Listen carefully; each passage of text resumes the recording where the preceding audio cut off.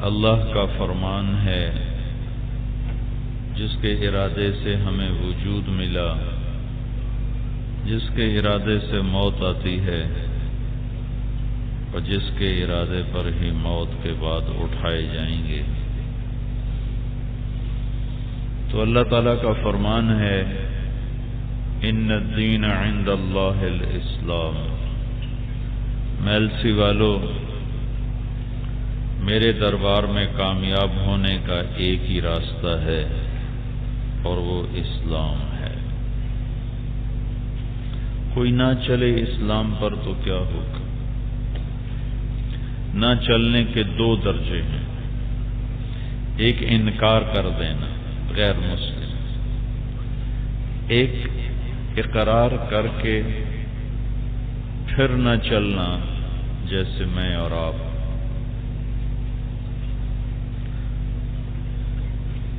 تو اللہ تعالیٰ کا فرمان ہے وَمَن يَبْتَغِ غَيْرَ الْإِسْلَامِ دِينًا فَلَن يُقْبَلَ مِنْهُ وَهُوَ فِي الْآخِرَةِ مِنَ الْخَاسِرِينَ، جو بالکل اسلام کو چھوڑ دیں گے یہ اللہ کے دربار میں قبول نہ ہوں گے اور یہ ہمیشہ کے لیے ناکام ہو جائیں گے، یہ موت کے بعد۔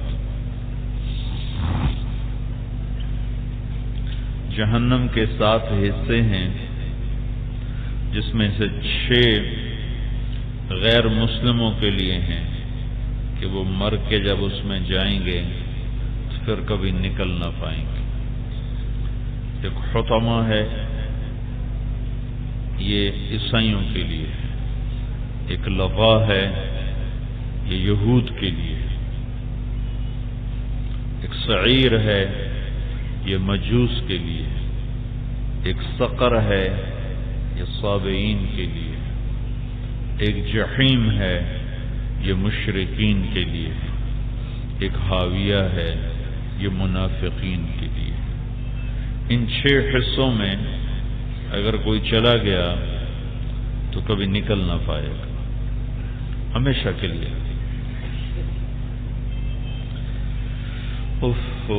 ایک حصہ ہے جہنم جو سب سے اوپر، یہ جہنم، یہ حطمہ، یہ لظا، یہ سعیر، یہ سقر، یہ جحیم، یہ حاویہ، اس سے اوپر سے نیچے ہر درجہ پہلے سے زیادہ شدید اور خوفناک ہوتا ہے۔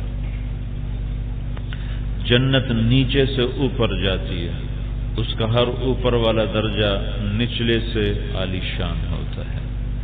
جہنم کا ہر نچلا درجہ اوپر والے سے زیادہ خوفناک ہوتا ہے۔ جہنم کن کے لیے ہے؟ جہنم اہل ایمان کے لیے ہے، وہ مسلمان جو نافرمانی کرتے کرتے توبہ کیے بغیر مر گیا وہ جہنم میں جائے گا۔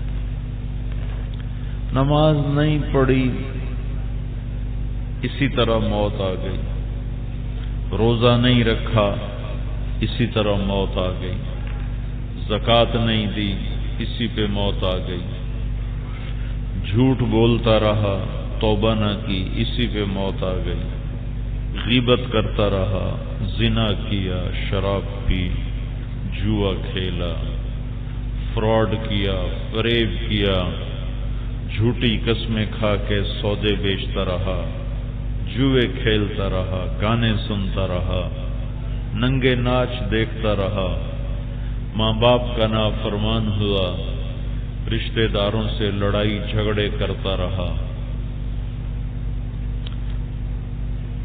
یہ بڑے بڑے گناہ میں نے بتائے ہیں اور ایسے کافی سارے ہیں۔ یہ کرتے ہوئے اگر وہ مر گیا تو جہنم اس کا ٹھکانہ ہے۔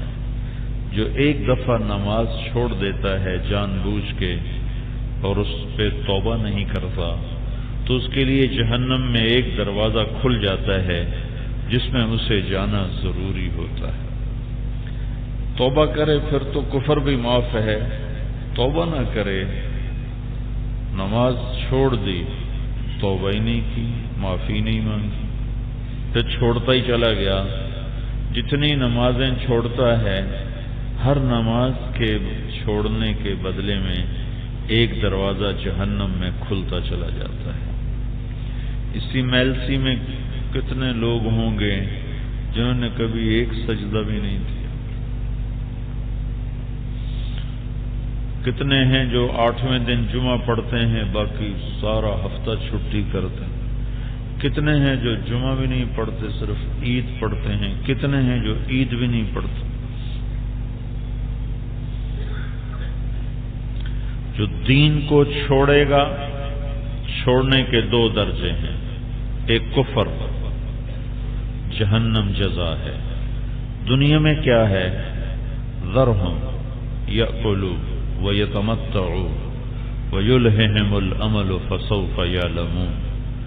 دنیا میں کیا ہے کہ انہیں کچھ نہ کہو، جو کرنا چاہتے ہیں کر لیں، جیسا موج میلہ کرنا چاہتے ہیں کر لیں، انہیں ہم کچھ نہیں کہیں گے، موت تک ان کی چھٹی ہے۔ ذرنی ومن خلقت وحیدا، چھوڑ دو، میں جانوں اور یہ جانیں، موت کے بعد اکٹھی پکڑ آئے گی۔ ذرہم یخوضوا ویلعبوا حتی یلاقوا یومہم الذی یوعدون۔ انہیں چھوڑ دو، جس دن میری ان کی ملاقات ہوگی اس دن میں سارا حساب برابر کر دوں گا۔ یہ غیر مسلم کے لیے دنیا کا قانون ہے۔ دوسرا درجہ چھوڑنے کا ہے میرا آپ کا، کہ کلمہ تو پڑھا ہوا ہے، کلمے والی زندگی نہیں ہے۔ ان کے لیے اللہ کا قانون ہے وَلَنُذِيقَنَّهُمْ مِنَ الْعَذَابِ الْأَدْنَى دُونَ الْعَذَابِ الْأَكْبَرِ لَعَلَّهُمْ يَرْجِعُونَ۔ میں انہیں چھوٹے چھوٹے عذاب دوں گا، بڑا عذاب نہیں دوں گا، شاید یہ کبھی توبہ کر لیں۔ چھوٹے عذاب آئیں گے۔ بات حکمرانوں کا ظلم، ڈاکوؤں کا راج، برکتوں کا اٹھ جانا، سیلابوں کا، پانیوں کا بہہ پڑنا، اچھل پڑنا، ہواؤں کا منہ زور ہو جانا، زمین کا کپ کپا جانا، تھر تھرا جانا، یہ سارے چھوٹے چھوٹے عذاب ہیں۔ یہ بڑا عذاب نہیں ہے، بڑا عذاب جہنم ہے، کہ میں ان کو چھوٹے عذاب دوں گا تاکہ یہ مجھے راضی کرنے کی کوشش کریں، توبہ کریں۔ تو کامیابی کا ایک راستہ ہے جس کا نام ہے اسلام۔ چھوڑنے پر دنیا میں کوئی ان کو اللہ تعالی خاص پکڑتا نہیں، مہلت دیتا ہے عام طور پر، کبھی کبھی پکڑتا ہے۔ فرعون کو پکڑا، قارون کو پکڑا، حامان کو پکڑا، شداد کو پکڑا، قوم عاد کو پکڑا، قوم سمود کو پکڑا۔ عام طور پہ چھٹی ہے، مہلت ہے، موت کے بعد کی پکڑ شدید ہے۔ کلمہ پڑھ کے نہ چلنے والوں کے لیے دنیا میں چھٹی نہیں ہے، فوری جھٹکا، فوری تنبیہ ہے کہ واپس آؤ، توبہ کرو۔ توبہ کر گئے، ان تابوا فانا حبیبہم، تو اللہ فرماتا ہے پھر میں ان کا دوست ہوں، ان کے لیے لفتحنا علیہم برکات من السماء والارض، میں ان کے لیے زمین آسمان کی برکتوں کے دروازے کھول دوں گا۔ ان لم یتوبوا، یہ توبہ نہ کریں تو فانا طبیبہم، میں ان کا طبیب ہوں، ابتلیہم بالمصائب لأطہرہم من المعائب، میں ان پر مصیبتیں ڈالوں گا تاکہ انہیں گناہوں سے پاک کروں۔ موت کے بعد اگر گناہ ذمے ہیں تو جہنم ہے، پہلا جہنمی قابیل ہے اور آخری جہنمی جوہینہ ہے۔ ایک آدم علیہ السلام کا بیٹا ہے جس نے سب سے پہلا قتل کیا اس دھرتی پر، اور ایک عرب قبیلہ ہے جوہینہ، اس کا نام اللہ کے نبی نے بتایا کہ اس کا نام بھی جوہینہ ہوگا، اس کا قبیلہ بھی جوہینہ ہوگا، وہ سب سے آخر میں جہنم سے نکلے گا، سب سے آخری آدمی جو جہنم سے نکلے گا وہ جوہینہ ہے۔ یہ ایمان والے جہنم سے نکلیں گے، لیکن جہنم کا ذائقہ ضرور چکھنا پڑے گا۔ اور جہنم یہ بلا ہے کہ ایک ڈول پانی جس میں 10 لوٹے پانی آتا ہے، 10 لوٹے پانی 7 سمندر میں ڈالے جائیں تو 7 سمندر ابلنے لگ جائیں گے کہ اس پانی میں انہیں تیرنا ہوگا، وہ پانی انہیں پینا ہوگا۔ ان یستغیثوا کہیں گے پانی تو پلاؤ، اللہ کہیں گے پلاؤ، یغاثوا پلاؤ، بما پانی لاؤ، کیسا؟ کالمہل جس میں گندا تیل ملا ہوا ہوگا، پانی ہوگا جس میں گندا تیل ملا ہوگا۔ وہ جب منہ کے قریب کریں گے تو اس کی بھاپ سے ان کے منہ کی کھال ساری جل کے گل کے پورے چہرے سے گر کر اس پانی کے پیالے میں جا گرے گی، اور وہ پیالہ ان کے ہاتھ میں ہوگا اور انہیں وہی پانی پینا پڑے گا، اس کے بغیر وہ رک نہیں۔ سب سے گندا پانی شرابیوں کو پلایا جائے گا، جو شراب پیتے پیتے مر گئے اور توبہ نہ کی، انہیں جہنم کا سب سے غلیظ پانی پلایا جائے گا، سب سے گندا پانی پلایا جائے گا، جو پیٹ کے اندر جائے گا پہلا گھونٹ تو ان کی آنتوں کو کاٹ دے گا، معدے کو کاٹ دے گا، اور پاخانے کے راستے سے وہ آنتیں باہر نکل جائیں گی۔ پھر ایک فرشتہ آئے گا اور ان آنتوں کو اٹھا کر اس کے منہ میں ڈالے گا، وہ اندر جا کے پھر فٹ ہو جائیں گی، پھر اسے پلایا جائے گا، پھر وہ قیمہ بن کے وہ آنتیں اس کے پیٹ سے پاخانے کے راستے سے باہر نکلیں گی۔ یہ تماشا ہوتا رہے گا۔ ایک دن آئے گا اللہ جہنم والوں کو جہنم سے نکال دے گا، ایمان والے، آخری آدمی بھی نکل جائے گا، پیچھے صرف کافر بچیں گے۔ تو وہ ایک دوسرے سے کہیں گے هل انتم مغنون عنا نصیبا من النار، پہلے آپس میں بات کریں گے، کوئی تھوڑے بہت عذاب سے جان بچ سکتی ہے؟ کوئی تم ہمیں بچا سکتے ہو؟ جو ان کے بڑے سردار ہوں ان سے کہیں گے، وہ کہیں گے انا کل فیہا، تم بھی جلو اور ہم بھی جلیں، نکلنے کا کوئی راستہ کوئی نہیں ہے۔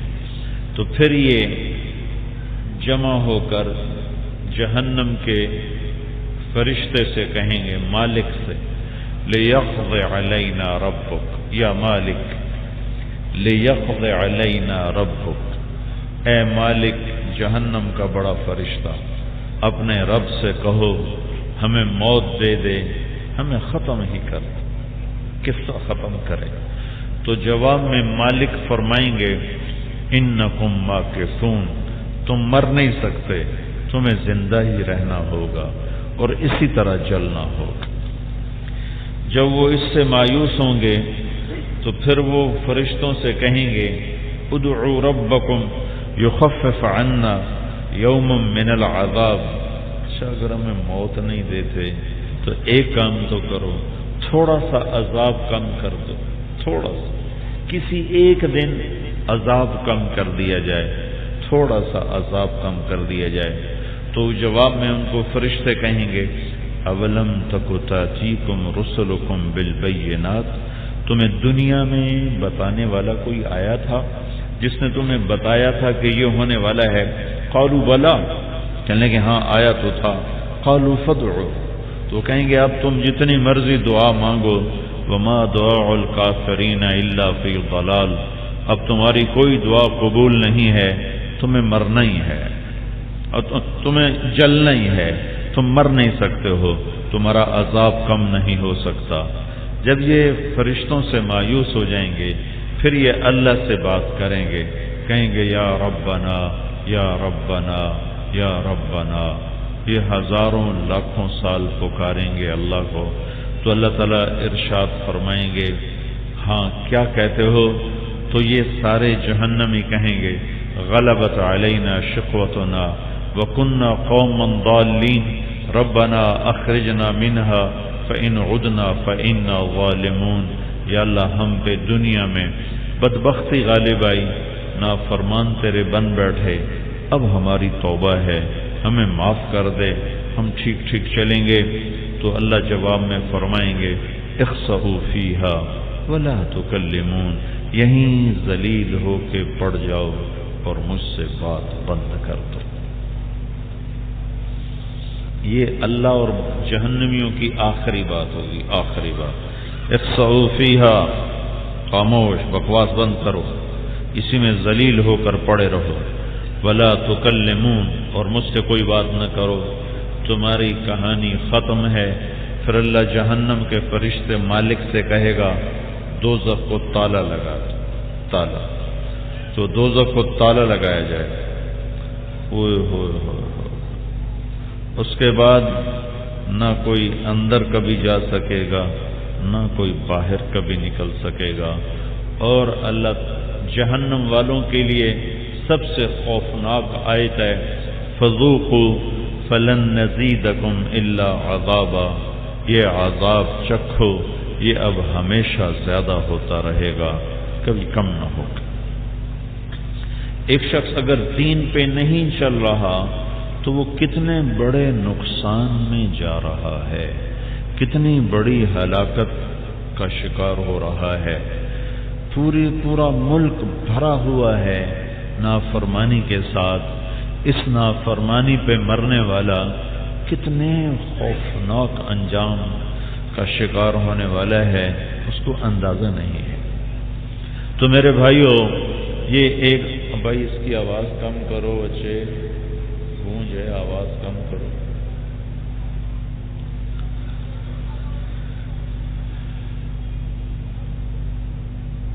یہ اللہ کا ایک قانون میں نے آپ کو بتایا ہے کہ اللہ کے بارگاہ میں کامیاب ہونے کا ایک ہی راستہ ہے، وہ اسلام ہے۔ اور اسلام کی ابتدا ہے لا الہ الا اللہ محمد رسول اللہ۔ یہ کلمہ جو ہمیں ملا ہے صرف لا الہ الا اللہ، ایک چھوٹے سے کاغذ پہ لکھا جائے لا الہ الا اللہ، پورا محمد الرسول اللہ بھی نہ ہو، صرف لا الہ الا اللہ۔ تو اللہ کے نبی کا فرمان ہے اس ذات کی قسم جس کے قبضے میں میری جان ہے، ساتوں زمینیں، ساتوں آسمان اور اس کا درمیان سب کچھ، ایک ترازو بناؤ جس کا ایک پلہ اتنا بڑا ہو کہ اس میں ساتوں زمینیں رکھی جائیں، ان کے دریا، پہاڑ، جنگل، درند، پرند، چرند، انسان، جنات، دریا اور لوہا، تانبا، سونا، پیتل، چاندی، شہر، بستیاں، دیہات، صحرا اور ہاتھی، چیتے، شیر، گیدڑ، گھوڑے، اونٹ، زرافے، زیبرے، سانپ، بچھو، ویل مچھلیاں اور سمندر کی خرب مچھلیاں، یہ ساری اٹھا کر اس پلڑے میں رکھی جائیں۔ پھر سورج زمین سے 12 لاکھ گنا بڑا ہے، پھر سورج، چاند، ستارے اس پلڑے میں رکھے جائیں۔ پھر پہلا آسمان، پھر دوسرا اور تیسرا اور چوتھا اور پانچواں اور چھٹا اور ساتوں آسمان اس پلڑے میں رکھے جائیں۔ پھر جبریل کو بٹھاؤ، میکائیل کو بٹھاؤ، اسرائیل کو بٹھاؤ، اسرافیل کو بٹھاؤ۔ پھر جنت کو لا کے رکھو، جہنم کو لا کے رکھو، پھر عرش کے فرشتوں کو ڈالو، پھر عرش کو بھی ڈالو، لوح کو بھی ڈالو، قلم کو بھی ڈالو، کرسی کو بھی ڈالو، ساتوں آسمان کو اس میں رکھو اور بٹھاؤ، اور جبریل، میکائیل، اسرائیل، اسرافیل کو بٹھاؤ، اور اللہ کے لشکروں کو بٹھاؤ۔ اللہ کی وہ مخلوق جو اللہ کے سوا کوئی نہیں جانتا، اس ساری کو بٹھاؤ، ستاروں، سیاروں کو اس میں ڈالو۔ یہ ساری کائنات ایک پرزے میں ڈالی گئی اور ایک چھوٹے سے پرچے پر لکھا گیا لا الہ الا اللہ، اسے دوسرے پلڑے میں رکھا گیا اور اسے تولا گیا۔ تو اللہ کے نبی کا فرمان ہے لرجحت بہن لا الہ الا اللہ، تو ذات کی قسم جس کے قبضے میں میری جان ہے، یہ لا الہ الا اللہ کا بول ساری کائنات کو ہوا میں اٹھا دے گا۔ یہ اتنا وزنی بول ہے، اس لا الہ الا اللہ کے دو تقاضے ہیں، ایک انفرادی سطح پر، ایک اجتماعی سطح پر۔ ایک لا الہ الا اللہ کا تقاضا ہے طارق جمیل سے، ایک لا الہ الا اللہ کا تقاضا ہے پورے مجمع سے، پوری امت سے لا الہ الا اللہ کا تقاضا۔ یہ لا الہ الا اللہ ہی کے دو مطالبے ہیں، لا الہ الا اللہ کے دو مطالبے ہیں، لا الہ الا اللہ کے دو مطالبے ہیں۔ ایک فرد کی سطح پر، ایک فرد کی سطح پر، ایک عورت کی، ایک مرد کی سطح پر، اور ایک مجموعے کی سطح پر مطالبہ ہے۔ ایک فرد سے طارق جمیل سے، ایک شخص سے مطالبہ، من قال لا الہ الا اللہ مخلصا من قلبہ دخل الجنہ، جس نے لا الہ الا اللہ کو اخلاص کے ساتھ کہا تو وہ جنت میں داخل ہو گیا۔ قیل وما اخلاصها یا رسول اللہ، تو آپ سے پوچھا گیا یا رسول اللہ کلمے کا اخلاص کیا ہے؟ اس بیان کا اخلاص تو یہ ہے کہ میں یہ جو بیان کر رہا ہوں اس سے میں اس بڑے مجمع سے کوئی واہ واہ نہ چاہوں، کوئی چندہ نہ چاہوں، کوئی پیسہ نہ چاہوں، کوئی اپنے لیے تالیاں، کوئی زندہ باد، کوئی مرد آباد، کوئی یہ نہ چاہوں۔ تو اس بیان کا اخلاص یہ ہے کہ اس مجمع سے میں ان چیزوں میں سے کسی چیز کا مطالبہ نہ کروں۔ آپ کے لیے اس بیان کا اخلاص یہ ہے کہ آپ اللہ کی رضا کے لیے سننے کے لیے آؤ۔ سننا بھی بہت بڑا عمل ہے، دین کی بات کا سننا بھی بہت بڑا عمل ہے۔ جب تک آپ یہ بات سن رہے ہیں اللہ کی رحمت نے آپ کو ڈھانپا ہوا ہے، عمل کرو یا نہ کرو وہ ایک الگ شعبہ ہے، آگے تم چلے میں جاؤ یا نہ جاؤ وہ ایک الگ چیز ہے۔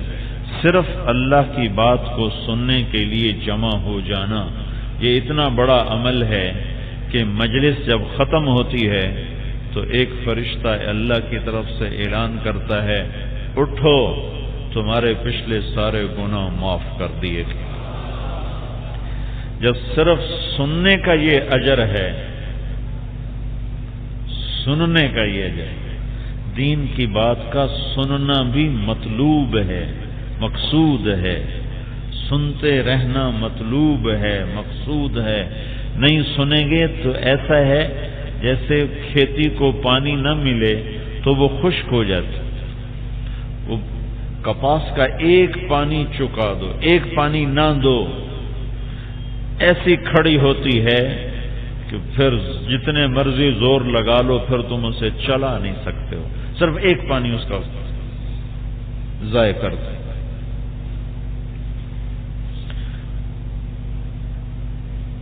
تو تمہارے لیے اس مجلس کا اخلاص یہ ہے کہ تم اللہ کی رضا کے لیے سننے والے بنو۔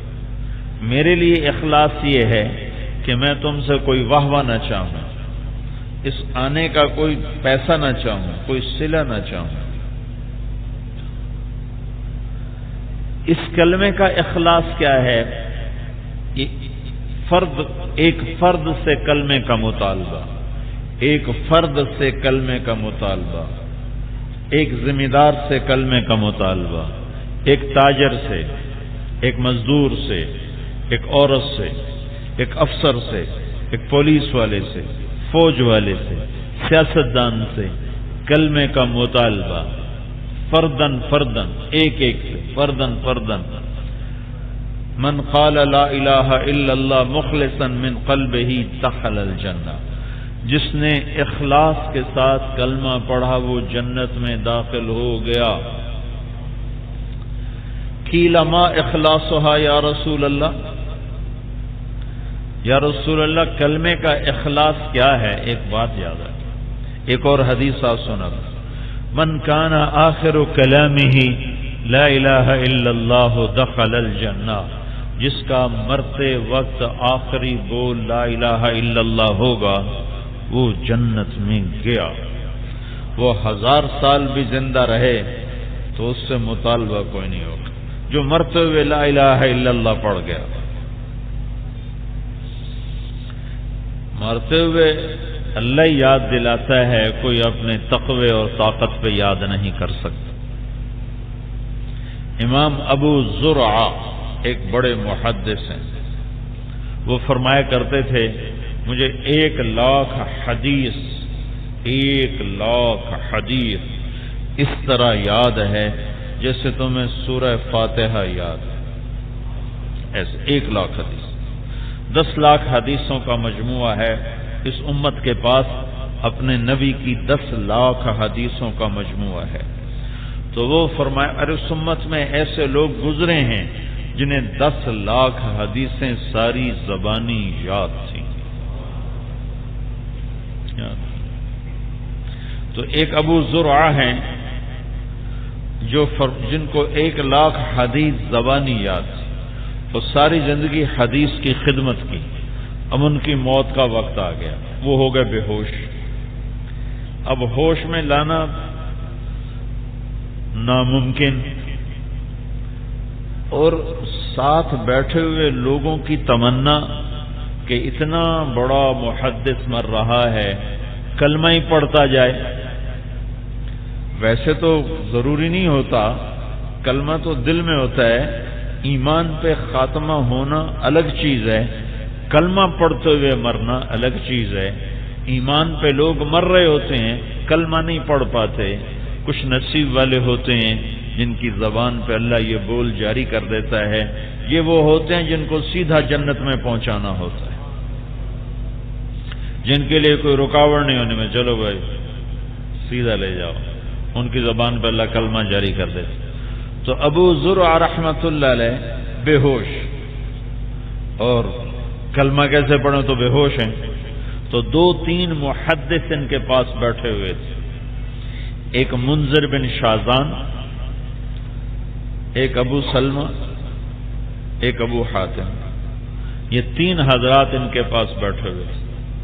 تو یہ حدیث جو میں نے ابھی پڑھی من کان آخر کلامہ لا الہ الا اللہ دخل الجنہ، جس کا آخری بول ہوگا لا الہ الا اللہ وہ جنت میں داخل ہو جائے گا، یہ حدیث ہے. تو اس حدیث کی سند کو منذر بن شازان نے پڑھا.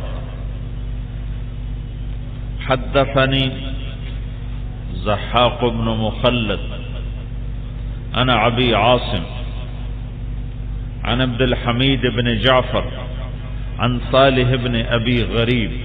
سند آدھی پڑھ کے چپ ہو گئے. منذر بن شازان نے یہ پڑھا. محمد بن سلمہ اور ابو حاتم یہ 2 حضرات اور بیٹھے. ابو سلمہ نہیں، محمد بن سلمہ اور ابو حاتم. اب ابو حاتم نے اس حدیث کی سند کو اپنی عبد الحمید بن جعفر عن صالح بن ابی غریب اور خاموش ہو گئے. ایک ادھر بیٹھا ایک ادھر بیٹھا، دونوں کانوں میں آواز گئی. حدیث پاک کی سند اندر گئی. سند اس واسطے کو کہتے ہیں جس سے حدیث ہم تک پہنچتی ہے. یہ بالکل بے ہوش پڑے ہوئے تھے. بے ہوشی کی حالت میں ہی ان کی زبان چل پڑی کہ کانوں میں گئی آواز، اس نے لاشعور کو حرکت دی، اور شعور کے ہوش میں آئے بغیر لاشعور سے آواز نکلی اور زبان پہ آئی. اور انہوں نے اس حدیث کی سند کو اور پوری حدیث کو یوں پڑھا حدثنی ابو عاصم عن عبد الحمید بن جعفر عن صالح بن ابی غریب. باقی دونوں یہاں چپ ہو گئے تھے. یہ بے ہوشی میں آگے چلے. عن کثیر بن مرۃ الحضرمی آگے چلے. عن معاذ بن جبل رضی اللہ عنہ قال قال رسول اللہ صلی اللہ علیہ وسلم من کان آخر کلامہ لا الہ الا اللہ دخل الجنہ او قال حرمہ اللہ علی النار. مجھے ابو عاصم نے بتایا، انہیں عبد الحمید بن جعفر نے بتایا انہیں صالح بن ابی غریب نے بتایا، انہیں کثیر بن مرہ حضرمی نے بتایا، انہیں معاذ بن جبل نے بتایا رضی اللہ عنہ، انہیں رسول اللہ صلی اللہ علیہ وسلم نے ارشاد فرمایا بتایا کہ جس انسان کا آخری کلام لا الہ الا اللہ ہوگا وہ جنت میں داخل ہو گیا، اور یہ کہہ کر ان کی جان نکل گئی اور انتقال ہو گیا۔ ساری زندگی کلمے پر گزری، کلمہ پڑھتے ہوئے موت آ گئی۔ ایک سینمے کا مالک مر رہا تھا لاہور میں، تو اسے کہتے کلمہ پڑھو، وہ پوچھتا ہاؤس فل ہے کہ نہیں، ہاؤس فل ہے کہ نہیں، یہ کہتے کہتے اس کی جان نکل گئی، یہ کہتے کہتے وہ مر گیا۔ ہاؤس فل ہے کہ نہیں، ہاؤس فل ہے کہ نہیں۔ اسے ہی کلمہ یاد آتا ہے جو کلمے کے مطابق زندگی گزارتا ہے، پھر اس پر میرے اللہ کا فضل اور احسان شامل حال ہوتا ہے، پھر زبان چلتی ہے، ورنہ کون چلنے دیتا ہے۔ کلمے کا مطالبہ ایک ایک فرد سے، ایک ایک عورت سے، ایک ایک عالم سے، ایک ایک ان پڑھ سے۔ قیل ما اخلاصها یا رسول اللہ، یا رسول اللہ کلمے کا اخلاص کیا ہے؟ تو آپ نے فرمایا ان تحجزہ عن محارم اللہ، لا الہ الا اللہ کا مطالبہ یہ ہے، لا الہ الا اللہ کا اخلاص یہ ہے، لا الہ الا اللہ کا مطالبہ یہ ہے کہ اللہ تعالیٰ نے جن چیزوں سے روک دیا اور جن چیزوں کو حرام قرار دیا، میلسی والے ان چیزوں کو چھوڑ دیں۔ یہ کلمے کا مطالبہ ہے ایک فرد سے، ایک انسان سے کہ اللہ نے جھوٹ کو حرام قرار دیا، چھوڑ دے، سود حرام ہے، چھوڑ دے، زنا حرام ہے، چھوڑ دے، ظلم حرام ہے، چھوڑ دے، فریب حرام ہے، چھوڑ دے، جوا حرام ہے، چھوڑ دے، موسیقی حرام ہے، چھوڑ دے، ناپ تول کی کمی حرام ہے، چھوڑ دے، دھوکہ دینا حرام ہے، چھوڑ دے، گانا سننا حرام ہے، چھوڑ دے، ناچ گانا دیکھنا حرام ہے، چھوڑ دے، کھوٹ ملاوٹ سے سودا بیچنا حرام ہے، چھوڑ دے، جھوٹی قسمیں کھا کے سودا بیچنا حرام ہے، چھوڑ دے، ماں باپ کی نافرمانی حرام ہے، چھوڑ دے، رشتہ داروں سے بدسلوکی حرام ہے، چھوڑ دے، بیوی سے بدتمیزی حرام ہے، چھوڑ دے، سگے بھائیوں سے بہنوں سے قطع تعلقی حرام ہے، چھوڑ دے، نماز کا چھوڑنا حرام ہے، بچ اس سے، روزے کا چھوڑنا حرام ہے، بچ اس سے، زکوٰۃ کا نہ دینا حرام ہے، بچ اس سے، حج کا چھوڑنا حرام ہے، کر اسے جتنے میرے رب نے حرام بتائے ہیں، اجتماعی، انفرادی۔ کلمہ مجھے روک دے، جھوٹ سے بچے، سود سے بچے، شراب سے بچے، جوئے سے بچے، گانے سے بچے، ظلم سے بچے، ستم سے بچے، غیبت سے بچے، فراڈ سے بچے، فریب سے بچے، ہیرا پھیری سے بچے۔ عورت کے لیے پردہ، بے پردگی حرام ہے، وہ چھوڑ دے، وہ پردے میں آئے، وہ پردے میں آئے، وہ پردے میں آئے۔ دکاندار کو صحیح تولنا فرض ہے، غلط تولنا حرام ہے، وہ ناپ تول کی کمی سے بچے۔ یہ کپڑے والے یہ میٹر کی بجائے گز رکھتے ہیں اور گز کو میٹر بنا کے رکھا ہوتا ہے، ہر ناپ میں 3 انچ بچاتے ہیں، چند پیسے بچا لیتے ہیں، چند ہزار بچا لیتے ہیں، لیکن ایمان خطرے میں پڑ جاتا ہے۔ علامہ قرطبی نے واقعہ لکھا ہے، ایک دکاندار اپنی دکان میں ترازو کو توڑ رہا، صبح صبح ترازو کو توڑ رہا، تو پڑوسی دکاندار نے پوچھا تم یہ ترازو کیوں توڑ رہے ہو؟ تو وہ کہنے لگا آج میرا پڑوسی مر رہا تھا، قرطبہ میں 800 سال 700 سال پرانی بات بتا رہا ہوں، قرطبہ کی، میرا پڑوسی مر رہا تھا، ہم اس کو کہتے کلمہ پڑھ، وہ کہتا مجھ سے پڑھا نہیں جاتا، تو ہم کہتے تجھ سے کیوں نہیں پڑھا جاتا؟ تو وہ کہتا میری دکان کا جو ترازو ہے اس کا جو کانٹا ہوتا ہے جو ایسے ایسے ہلتا ہے کہ وہ کانٹا میرے حلق میں چبھا ہوا ہے، مجھ سے کلمہ نہیں پڑھا جا رہا۔ اس نے ڈنڈی مار کے کتنا بچایا ہوگا؟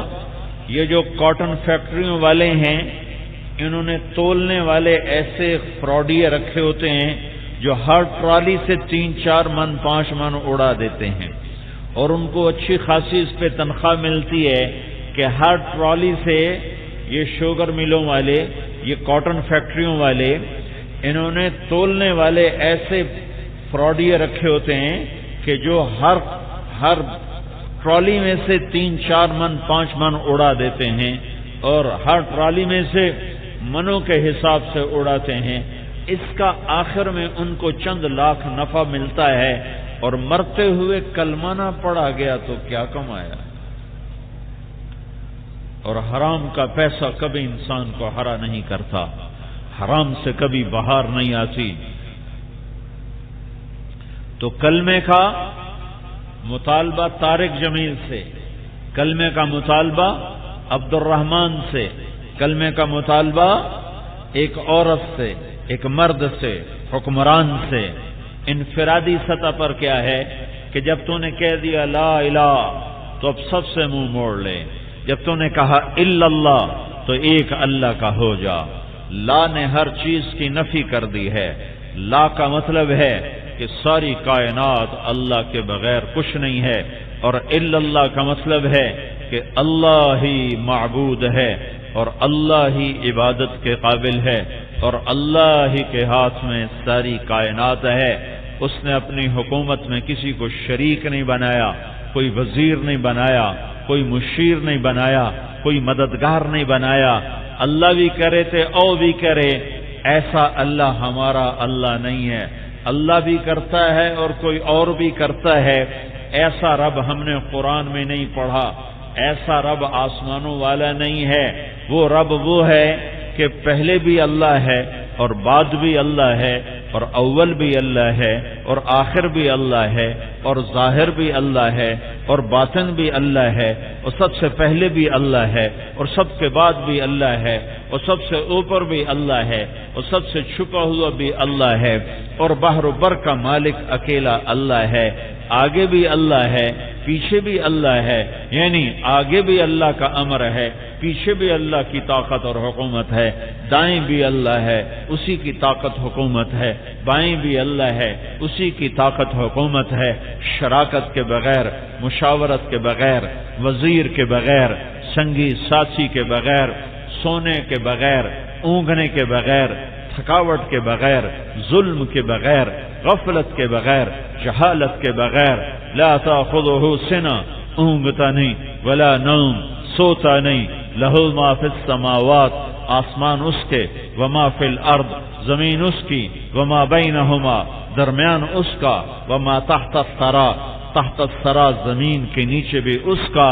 یہ لا الہ یہ ذہن بناتا ہے کہ ساری مخلوق اللہ کی محتاج ہے، سارے پیغمبر اللہ کے محتاج ہیں، سارے رسول اللہ کے محتاج ہیں، سارے ولی اللہ کے محتاج ہیں، سارے شہید اللہ کے محتاج ہیں، سارے ابدال اقطاب اللہ کے محتاج ہیں، سارے فرشتے اللہ کے محتاج ہیں۔ اللہ کسی کا محتاج نہیں ہے، اور کرنے کی طاقت صرف اللہ کے ہاتھ میں ہے۔ قل ان الامر کلہ للہ، ان سے کہو کرنے کی طاقت صرف اللہ کے ہاتھ میں ہے۔ ان القوۃ للہ جمیعا، ان سے کہو ساری طاقت اللہ کے ہاتھ میں ہے۔ ان سے کہو للہ الامر من قبل ومن بعد، پہلے بھی اللہ کا حکم چلتا ہے، بعد میں بھی اللہ کا حکم چلتا ہے، پہلے بھی اللہ کی طاقت ہے، بعد میں بھی اللہ کی طاقت ہے۔ ان سے کہو، ان سے کہو، ان سے کہو کہ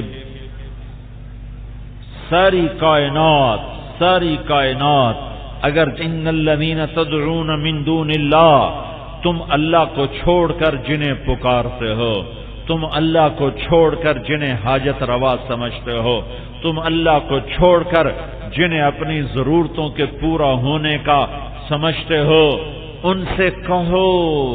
اللہ نے کتنی سادہ مثال دی ہے، کتنی خوبصورت مثال دی ہے. لن یخلقوا ذبابا، تم نے مجھے چھوڑ دیا نا، مجھ سے مدد مانگنا چھوڑ دیا، تم نے کسی اور کو مدد کے لیے پکارا ہے، تو ان سے کہو ایک مکھی تو بنا دیں. اگر کوئی تمہیں مکھی بنا کے دے دے تو پھر مجھے نہ پکارنا، پھر اسے مدد کے لیے پکارنا.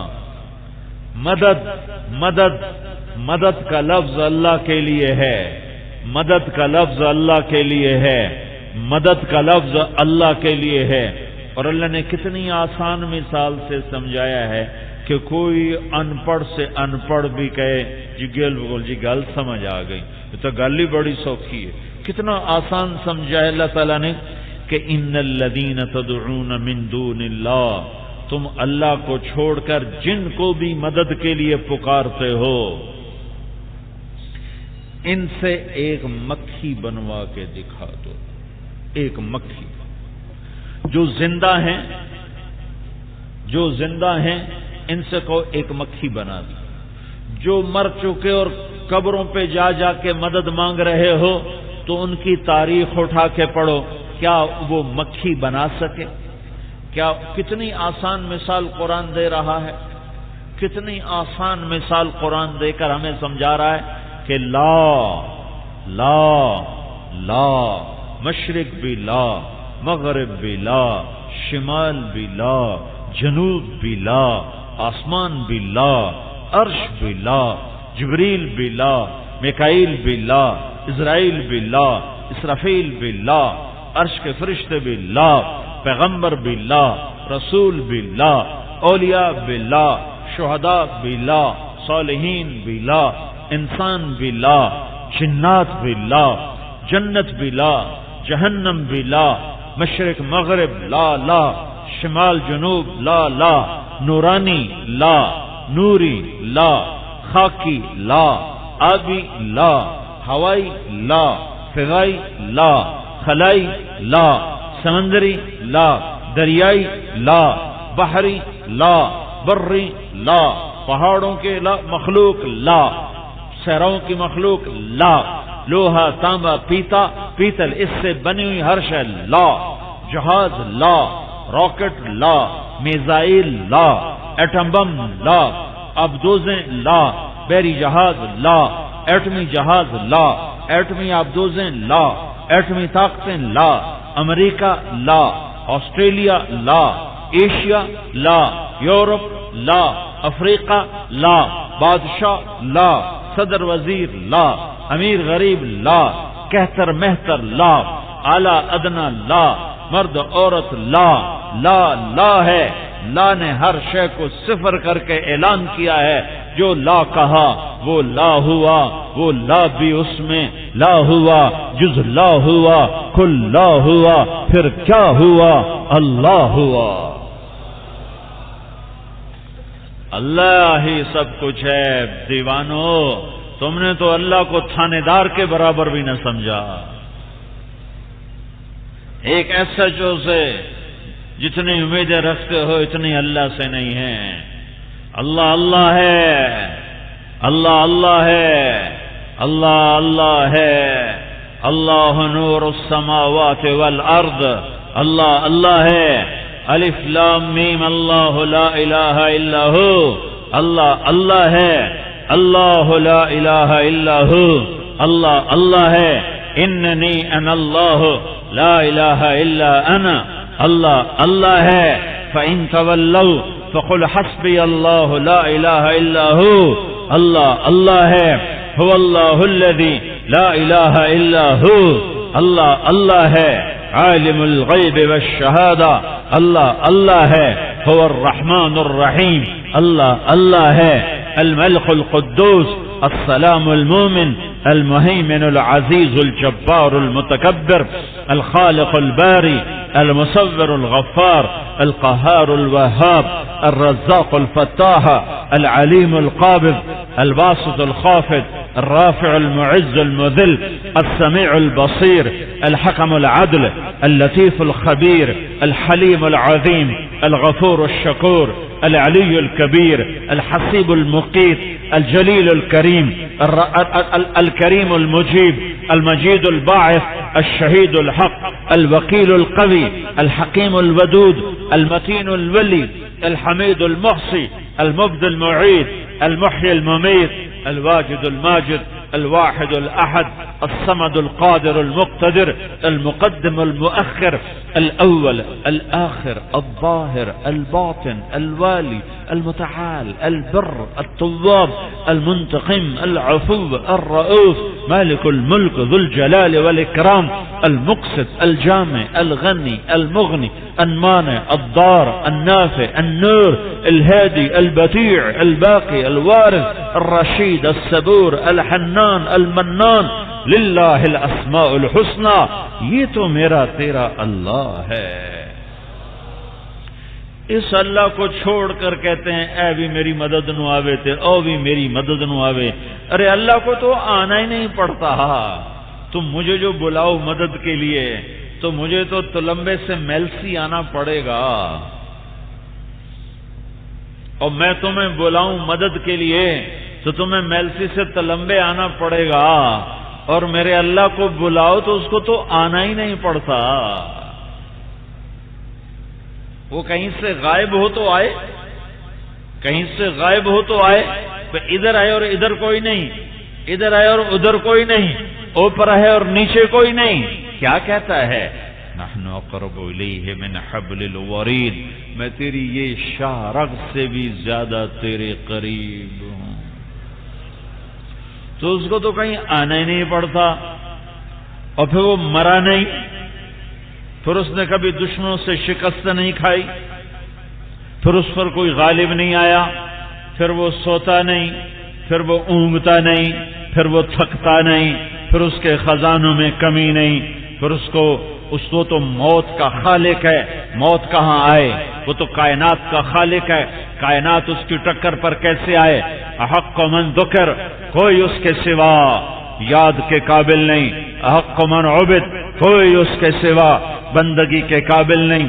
انصر من تبتغی، کوئی اس کے سوا مدد کے لیے پکارے جانے کے قابل نہیں. وہ صرف اللہ ہے، پہلے بھی صرف اللہ، آج بھی صرف اللہ، اور بعد میں بھی صرف اللہ، اور اس دنیا میں بھی صرف اللہ، اور موت پر بھی صرف اللہ، اور قبر میں بھی صرف اللہ، اور حشر میں بھی صرف اللہ، اور حساب کے وقت بھی صرف اللہ، اور پل صراط پر بھی صرف اللہ، اور جنت میں بھی صرف اللہ ہے. اللہ ہے. کیا مثال میرے اللہ نے دی ہے؟ لن یخلقوا ذبابا، ان سے کہو ایک مکھی بنائے، ایک مکھی بنائے. اگر کوئی مکھی بنا کے دکھا دے تو پھر اس سے کہو جی جناب تسی سب کچھ کر سکتے ہو، مائی باپ ہر شے تواڈے ہاتھ وچ تسی سب کچھ کر سکتے ہو. اور اس سے اگلی مثال، ایک اور مثال اسی کے ساتھ وَإِن يَسْلُبْهُمُ الذُّبَابُ شَيْئًا لَا يَسْتَنقِذُوهُ مِنْهُ ضَعْفَ الطَّالِبِ وَالْمَطْلُوبِ. کسی کو ہو تو صحیح، بڑے سے بڑے پہلوان، بڑے سے بڑے قطب، بڑے سے بڑے ابدال، بڑے سے بڑے غوث، بڑے سے بڑے ولی، بڑے سے بڑے انسان کے سامنے سالن رکھا ہوا ہے. مکھی آئی اور اس کے کنارے پر بیٹھی، اور اب اس نے اپنے پاؤں ڈبوئے اور اپنی سونڈ کو ڈبویا اور اٹھ گئی. اب اس سے کہو، اس بادشاہ سے، اس سکندر اعظم سے، اس چنگیز خان سے، اس محمود غزنوی سے، اس تیمور لنگ سے، اس بڑے صاحب کشف و کرامت ولی سے کہو، اللہ کہہ رہا ہے کہ یہ جو سالن کا ایک حصہ اس کی ٹانگوں پہ لگ گیا اور اس کی سونڈ میں سے اس کے پیٹ میں چلا گیا، ذرا واپس تو لے کے دکھاؤ. کا واپس تو لے کے دکھاؤ. کتنی خوبصورت مثال ہے. کوئی اللہ نے حساب کا قاعدہ نہیں سمجھایا کہ صرف جو ریاضی جانتے ہوں انہیں پتا ہو. کوئی فزکس کیمسٹری کا قاعدہ نہیں سمجھایا کہ صرف پڑھے لکھوں کو پتا چلے اور ان پڑھوں کو پتا نہ چلے. کتنی آسان مثال دی ہے. میلسی والو، اللہ کو چھوڑ کے جس کو مدد کے لیے نعرہ لگاتے ہو جس کی مدد کا دعویٰ کرتے ہو اسے کہو ایک مکھی بنا کے دکھائے، ایک مکھی بنا کے دکھائے۔ قرآن لن يخلقوا ذبابا ولو اجتمعوا له لن يخلقوا ذبابا، ایک مکھی بنا کے دکھائیں، نہیں بنا سکتے۔ اچھا مکھی نہیں بنا سکتے تو ایک اور کام کریں، مکھی نے ان کے پانی میں سے ایک قطرہ پی لیا اور اڑ گئی، ان کے سالن میں سے ایک قطرہ چوس لیا اور اڑ گئی، ان سے کہو یہ قطرہ واپس دے کے دکھا دیں۔ اگر وہ ایسا کر سکیں تو پھر انہیں بھی مدد کے لیے پکارو اور مجھے بھی پکارو، اور اگر وہ ایسا نہیں کر سکتے اور کبھی نہ کر سکیں گے اور کبھی نہ کر سکیں گے، یہ کبھی نہ ہو سکے گا، تو پھر اللہ کیا کہتا ہے؟ فَلَا تَدْعُوا مَعَ اللَّهِ أَحَدًا فَلَا تَدْعُوا مَعَ اللَّهِ أَحَدًا، پھر مجھے چھوڑ کے کیوں کسی اور کو پکارتے ہو؟ امن خلق السماوات والارض، ایک بات تو بتاؤ میلسی والو، یہ زمین کس نے بنائی؟ آسمان کس نے بنایا؟ وَأَنزَلَ لَكُم مِّنَ السَّمَاءِ مَاءً، بارش کس نے برسائی؟ فَأَنبَتْنَا بِهِ حَدَائِقَ ذَاتَ بَهْجَةٍ، پتے کو سبز رنگ کس نے دیا؟ اور شاخوں پہ ابھی آج آم پہ بور کون لے کر آیا؟ بور کو مٹر میں کس نے بدلا؟ مٹر کو آم میں کون بدلتا ہے؟ اس میں رنگ مٹھاس کون ڈالتا ہے؟ اس میں گٹھلی ذائقہ اور اس میں رس کون بھرتا ہے؟ اِلٰہٌ مع اللہ، ہے کوئی اللہ کے سوا؟ بولو اِلٰہٌ مع اللہ، اللہ سوال کرتا ہے اِلٰہٌ مع اللہ، ہے کوئی اللہ کے سوا یہ کرنے والا؟ اِلٰہٌ مع اللہ، ہے کوئی اللہ کے سوا یہ کرنے والا؟ تم منہ سے کہتے ہو نہیں، اور اللہ کا گلہ سنو، بل ہم قوم یعدلون، افسوس ہے تم پر میلسی والو، یہ مان کر بھی مجھے نہیں پکارتے ہو اور مجھے چھوڑ کر میری بنائی ہوئی مخلوق کی چوکھٹ پہ سجدے کرتے ہو۔ امن جعل الارض قرارا، زمین کو کس نے بچھایا؟ کس نے زمین کو قرار بنایا؟ وجعل خلالها انہارا، دریا کون لے کر آیا؟ وجعل لها رواسی، پہاڑ کس نے گاڑے؟ وجعل بین البحرین حاجزا، میٹھے اور کڑوے پانی کو الگ کس نے کیا؟ اِلٰہٌ مع اللہ، ہے کوئی اللہ کے سوا؟ بولو اِلٰہٌ مع اللہ، ہے کوئی اللہ کے سوا؟ کوئی ہے اللہ کے سوا دریاؤں کو جدا کر رہا ہو؟ کوئی ہے اللہ کے سوا سمندروں کو جدا کر رہا ہو؟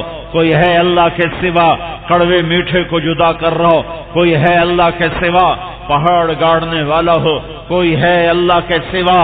میں نے اپنی آنکھوں سے جنوبی افریقہ میں جا کر دیکھا، دو سمندر مل رہے ہیں، بحر ہند سیدھی طرف سے، الٹی طرف سے بحر ہند آتا ہے اور سیدھی طرف سے بحر اوقیانوس آتا ہے، دونوں پانی ایسے ملتے ہیں پر اللہ کی قسم ان میں واضح لکیر نظر آتی ہے، کوئی دیوار نہیں، کوئی آڑ نہیں، کوئی پردہ نہیں، کوئی پلاسٹک نہیں، کوئی پولی تھین نہیں، کوئی بیچ میں مٹی نہیں، دونوں پانی ایسے آ کے ملتے ہیں اور یوں ان میں واضح دراڑ اور لکیر جہاں تک نظر جاتی ہے وہاں تک وہ لکیر ایسے نظر آتی ہے۔ اس سے عجب بات بتاؤں، بحر ہند کی مچھلیاں یہاں آئیں، ادھر بحر اوقیانوس شروع ہو گیا، وہ یہاں سے یوں واپس مڑ جاتی ہیں، بحر اوقیانوس کی مچھلیاں یہاں آئیں، یہاں بحر ہند شروع ہوا، وہ یہاں سے یوں واپس مڑ جاتی ہیں۔ میرا اللہ کہتا ہے اِلٰہٌ اللہ، کوئی ہے تیرے رب کے سوا؟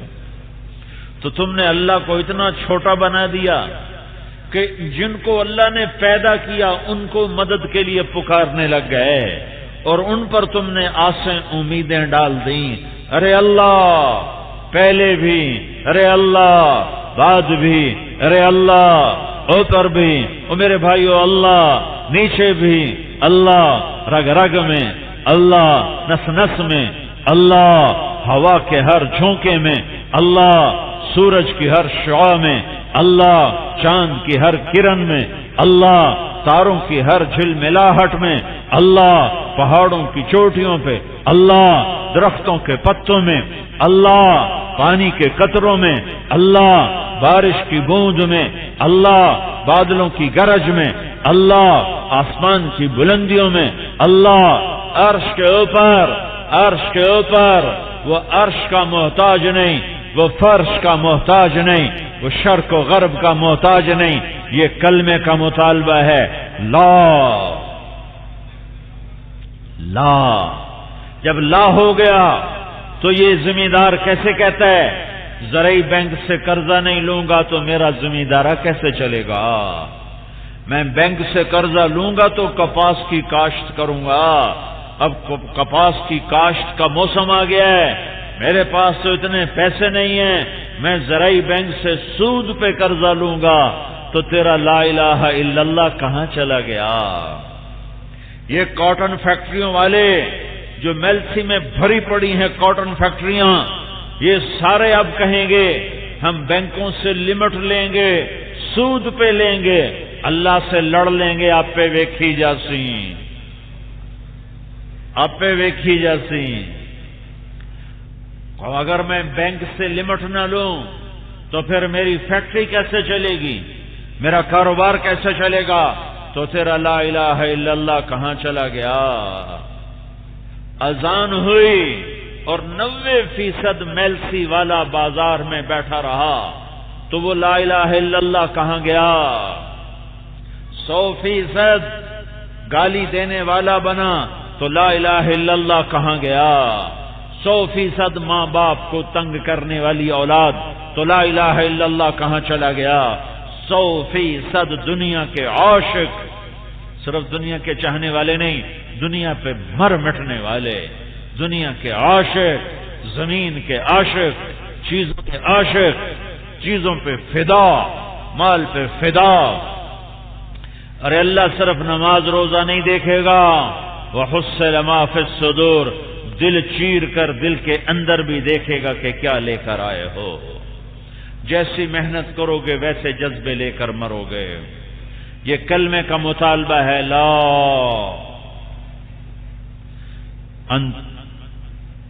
کلمے کا اخلاص کیا ہے؟ ان تحجزہ عن محارم اللہ، لا الہ الا اللہ ہے. نماز کیوں پڑھتے ہو؟ لا الہ الا اللہ ہے. روزہ بھوک کیوں؟ ابھی تو گرمی کے شدید روزے آ رہے ہیں، کیوں بھوکے بیٹھے ہو؟ لا الہ الا اللہ ہے. حج کرنے کیوں جا رہے ہو؟ لا الہ الا اللہ ہے. سچ کیوں بول رہے ہو؟ لا الہ الا اللہ ہے. ظلم کیوں نہیں کرتے ہو؟ لا الہ الا اللہ ہے. رشوت کیوں نہیں لیتے ہو؟ سارا محکمہ رشوت لے رہا ہے. رشوت نہ لینے والا بے وقوف سمجھا جاتا ہے. ہاں تمہاری نظر میں بے وقوف ہے، اللہ کی نظر میں بڑا عقل والا ہے. رشوت لینے والا بڑا بے وقوف ہے کہ پاگل اپنے پاؤں پہ کلہاڑی مار رہا ہے.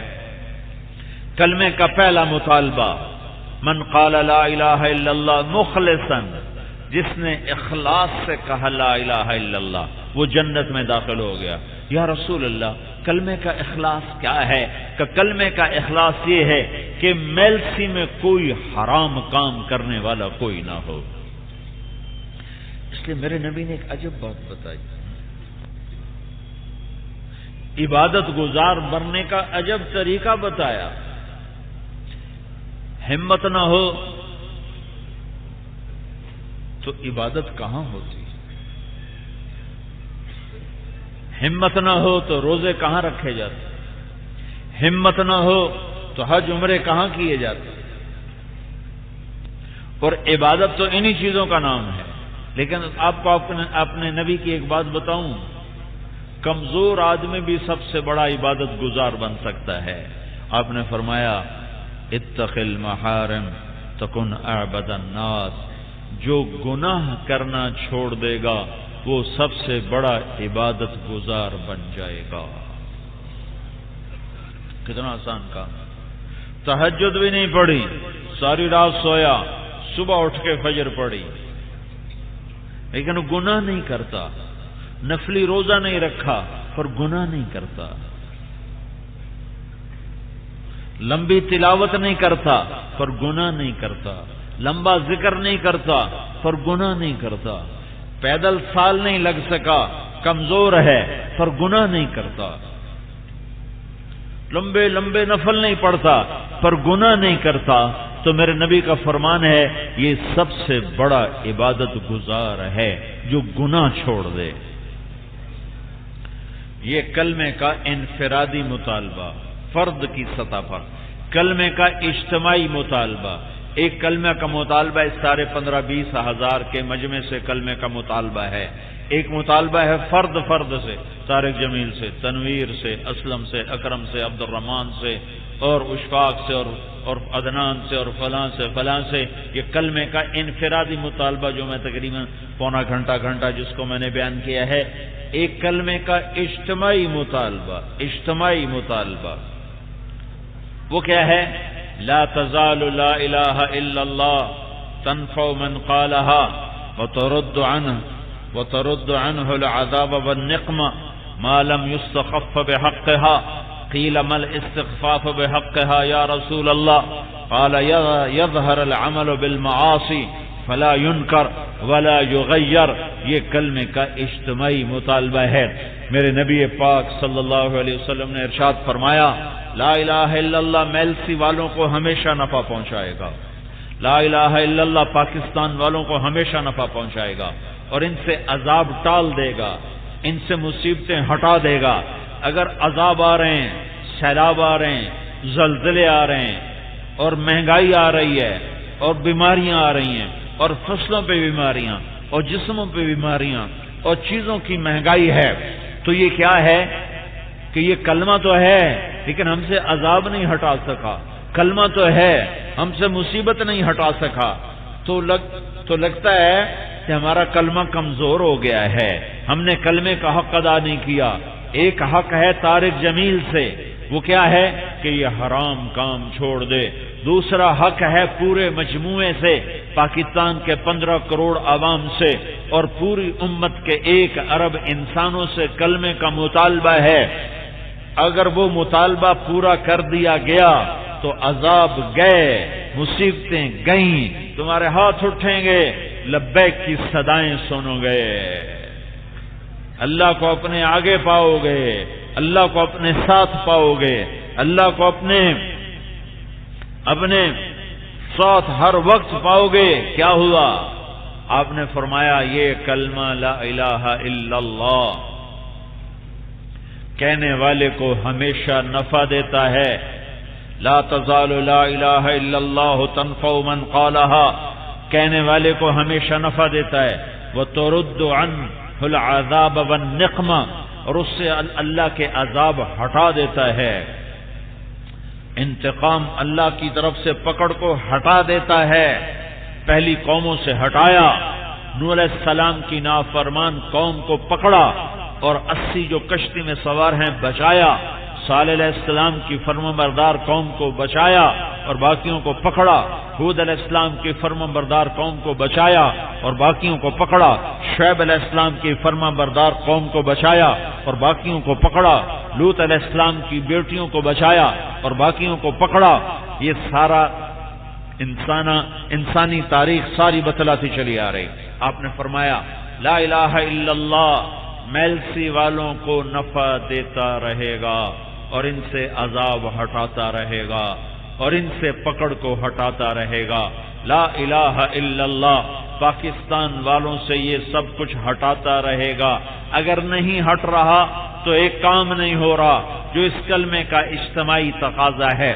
جب تک یہ لا الہ الا اللہ کہنے والے کو نفع دے گا، کہنے والے سے عذاب ہٹائے گا، کہنے والے سے مصیبت ہٹائے گا، جب تک اس کا حق نہ چھوڑ دیا جائے، جب تک اس کے حق سے بے پرواہی نہ کی جائے، جب اس کے حق سے بے پرواہی کی جائے گی تو کلمہ پڑھ کے بھی زلزلے آئیں گے، کلمہ پڑھ کے بھی سیلاب آئیں گے، کلمہ پڑھ کے بھی بارشیں بے وقت ہوں گی، کلمہ پڑھ کے بھی بازار کی مہنگائی آسمان کو چھوئے گی، کلمہ پڑھ کے بھی بیماریاں گھیریں گی، زمین کی برکتیں روٹھ جائیں گی۔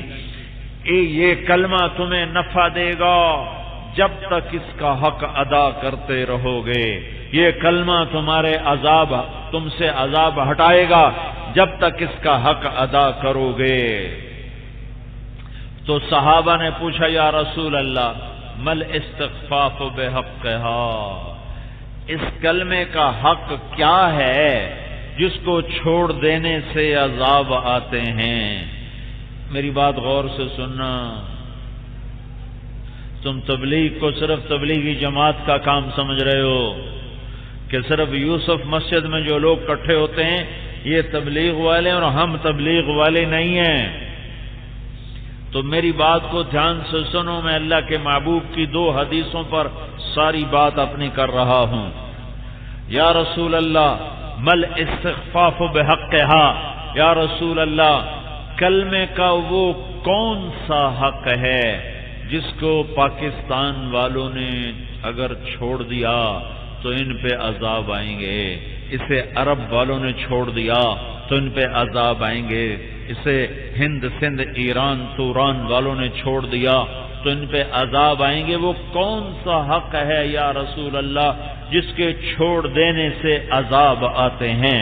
تو میرے نبی نے فرمایا یظہر العمل بالمعاصی یا یظہر العمل بمعاصی اللہ فلا ینکر ولا یغیر، اللہ کی نافرمانی سے سارا میل سی بھرا پڑا ہو، اللہ کی نافرمانی سے سارا وہاڑی بھرا پڑا ہو، اللہ کی نافرمانی سے سارا خانیوال ملتان بھرا پڑا ہو، سارا پنجاب سرحد سندھ بلوچستان بھرا پڑا ہو، اور اس نافرمانی کو روکنے کی کوشش نہ کی جا رہی ہو، تو یہ اس کلمے کے حق کو چھوڑ دینے والی بات ہے۔ کون سا کلمے کا حق ہے جس کو چھوڑنے سے ہلاکت آئے گی؟ کہ نافرمانیوں کو روکنے کے لیے کوشش نہ کی جائے، نافرمانیوں کو روکنے کے لیے جان نہ لگائی جائے، نافرمانیوں کو روکنے کے لیے مال نہ لگایا جائے، نافرمانیوں کو روکنے کے لیے محنت نہ کی جائے۔ اگر ہم یہ نہیں کریں گے تو پھر جب پکڑ آئے گی تو مندر بھی گرے گا اور مسجد بھی گرے گی۔ جب سیلاب آتا ہے پھر وہ شراب خانہ بھی بہہ جاتا ہے اور عبادت خانہ بھی بہہ جاتا ہے، پھر مندر بھی گرتا ہے اور مسجد بھی گرتی ہے، پھر معصوم بھی پانی میں بہتے ہیں اور بوڑھے بھی بہتے ہیں، جوان بھی بہتے ہیں، زمین نگلتی ہے، بڑوں کو بھی چھوٹوں کو بھی مسجدوں کو بھی۔ یہ کلمہ ہمیشہ نفع دے گا، یہ کلمہ ہمیشہ عذاب ہٹائے گا، یہ کلمہ ہمیشہ پکڑ کو دور کرے گا جب تک اس کا حق ادا کیا جاتا رہے گا، اور جب اس کا حق ادا نہیں کیا جائے گا تو پھر پکڑ بھی ہے، عذاب بھی ہے، مصیبت بھی ہے۔ تو صحابہ نے عرض کی یا رسول اللہ وہ کون سا حق ہے، وہ کون سا حق ہے جس کو ادا نہ کرنے سے پکڑ آئے گی؟ تو آپ نے فرمایا تم دیکھو ہر طرف نافرمانی ہی نافرمانی ہے، اور اس کو بدلنے کے لیے تم کوئی کوشش نہ کرو، اس کو روکنے کی تم کوئی کوشش نہ کرو۔ سارا میلسی بے نمازیوں سے بھرا پڑا ہو اور نمازیوں کو ہوش ہی نہ ہو انہیں نماز پہ لانے کا، سارے میلسی کے بینک میلسی والوں کے پیسوں سے سود پہ چل رہے ہوں اور کسی کو ہوش ہی نہ ہو انہیں سود سے نکالنے کا، ماں باپ اولاد سے تنگ پڑ چکے ہوں اور کسی کو ہوش نہ ہو انہیں اولاد کو نیکی پر ڈالنے کا، بازار جوئے پر سود پر جھوٹ پر ہو، زنا کے اڈے ہوں، شراب کے اڈے ہوں، اور انہیں روکنے کے لیے کوئی کوشش نہ ہو، تو پھر جب یہ ہوگا کہ انہیں روکنے کی کوشش نہ ہوگی تو پھر اللہ کی پکڑ اور عذاب آئے گا۔ ایک ہمارے پاس جماعت آئی سلمبے میں، ان کے ساتھ کچھ خسرے بھی تھے جو توبہ کر چکے تھے، داڑیاں رکھ چکے تھے، انہوں نے ہمارے علاقے کے خسروں میں کام کیا، تو انہیں میاں چنو کے خسرے اکٹھے کیے، تو ان میں سے ایک کی عمر 70 سال تھی، وہ پھوٹ پھوٹ کے رونے لگا اور کہنے لگا 70 سال کی عمر میں آج پہلی دفعہ کوئی اللہ کی بات سنانے آیا ہے۔ نہ مولانا صاحب کو ہوش ہے، نہ نمازی صاحب کو ہوش ہے، نہ خطیب صاحب کو ہوش ہے، نہ حاجی صاحب کو ہوش ہے کہ یہ نافرمانیاں جب اس پر پکڑ آتی ہے، جب سفینہ ڈوبتا ہے تو سارے ہی ڈوبتے ہیں۔ اسی بات کو ہمارے نبی نے ایک اور طرح سمجھایا اور واضح کیا اور واضح کیا۔ یہاں تو اجمال ہے کہ اگر نافرمانیوں کو دیکھ کر میری امت نے کوشش نہ کی ان کو روکنے کی اور ان کو ہٹانے کی تو پھر عمومی پکڑ آئے گی، عمومی پکڑ آئے گی۔ میں تو جی نماز پڑھتا ہوں، آپ مجھے کیا کہتے ہو تبلیغ میں جاؤ؟ جاؤ بے نمازیوں کو تبلیغ کرو، ہمارے دروازے پر دستک دینے آ جاتے ہو۔ یہ جملہ ہزاروں دفعہ سنا ہوا ہے لوگوں سے۔ اسی بات کی ایک اور مثال، یہ کلمہ عذاب ہٹا دے گا، مصیبتیں ہٹا دے گا اگر اس کی شرط کو ادا کرو، اگر اس کے حق کو ادا کرو۔ کیا حق ہے؟ کہ تم نافرمان جتنا طبقہ ہے ان کے پاؤں پکڑ کر، ان کی منت کر کے، خوشامد کر کے ان کو دین پہ لانے کی کوشش کرو۔ یہ ڈانٹ ڈپٹ کا کام نہیں ہے۔ فیصل آباد میں ایک آدمی نے 3 سینمے گرائے، 3 سینموں کا مالک اکٹھے ایک ہی جگہ پر 3 سینمے گرائے۔ مجھے یاد ہے میں ایک دفعہ ایک صاحب سے بات کر رہا تھا تو وہ کہنے لگے ہمیں تبلیغ کرنے آ جاتے ہو، ہم تو پہلے ہی نمازی ہیں، جاؤ سینمے والوں کو تبلیغ کرو جنہوں نے فحاشی پھیلائی ہوئی ہے۔ اب اس کا ایک طریقہ یہ ہے، اور اس نے بتایا کہ میرے پاس کچھ لوگ آئے اور کہنے لگے یہ سینمے بند کرو، تم فحاشی پھیلا رہے ہو۔ تو میں نے ان سے کہا میری جنت کے ٹھیکیدار تم نہیں ہو، چلے جاؤ، جن قدموں سے آئے ہو انہیں قدموں پہ واپس چلے جاؤ۔ دوسرا طریقہ کیا اختیار کیا؟ اس کو سلام کرنا شروع کیا، اس سے دوستی لگائی، اس کو یہ کہا ہی نہیں تو حرام کر رہا ہے اور تو حرام کام کر رہا ہے، ایک دفعہ نہیں کہا، سلام، دعا، دوستی۔ 3 دن جماعت میں لگوائے، 3 دن کے بعد اس نے آ کر تینوں سینمے گرا دیے، بلکہ پاکستان کی تاریخ میں پہلی دفعہ ہوا۔ وہ میرے پاس آیا، کہا جی یہ سینمے میں گرا رہا ہوں، تمہیں اللہ نے ذریعہ بنایا ہے، تو تم آ کر پہلے میرے سینمے میں بیان کرو، پھر میں سینما گراؤں گا۔ میں نے کہا میں ضرور آؤں گا، مسجدوں میں بیان تو کیے ہیں، سینمے میں آج تک کبھی نہیں کیا، انشاءاللہ کسی دور میں فلمیں تو دیکھیں سینما میں جا کر، پر یہ اللہ کی بات بھی سناؤں گا یہ کبھی خیال بھی نہیں تھا۔ تو اس نے وہاں سارا سینما، وہ جو سکرین کے سامنے سٹیج ہوتا ہے وہاں ممبر رکھا، وہاں ہم نے پہلے مغرب کی نماز پڑھی، پہلے اذان دی، پھر نماز پڑھی۔ تو میں نے یہاں سے بات شروع کی، میں نے کہا اگر ان در و دیوار کے اندر روح ہوتی اور اللہ انہیں اجازت دیتا تو یہ سب سے پہلے ان کے بوسے آ کے لیتے جنہوں نے یہاں سجدے کیے، کہ ان در و دیوار نے صرف ننگے ناچ دیکھے اور گانے بجانے کی سر اور دھن کو سنا، انہوں نے آج پہلی دفعہ اللہ کا نام سنا، اس دھرتی پہ پہلی دفعہ سبحان ربی العالی کا نغمہ گونجا، اس فضا میں پہلی دفعہ الحمدللہ رب العالمین۔ نماز بھی میں نہیں پڑھائی وہاں مغرب کی۔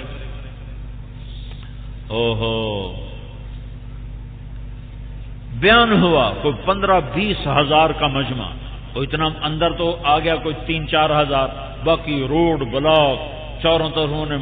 ایک نیا پاکستان کی تاریخ میں پہلی دفعہ ہو رہا تھا، کبھی نہیں ہوا کہ سینمے میں تبلیغ ہو رہی ہو۔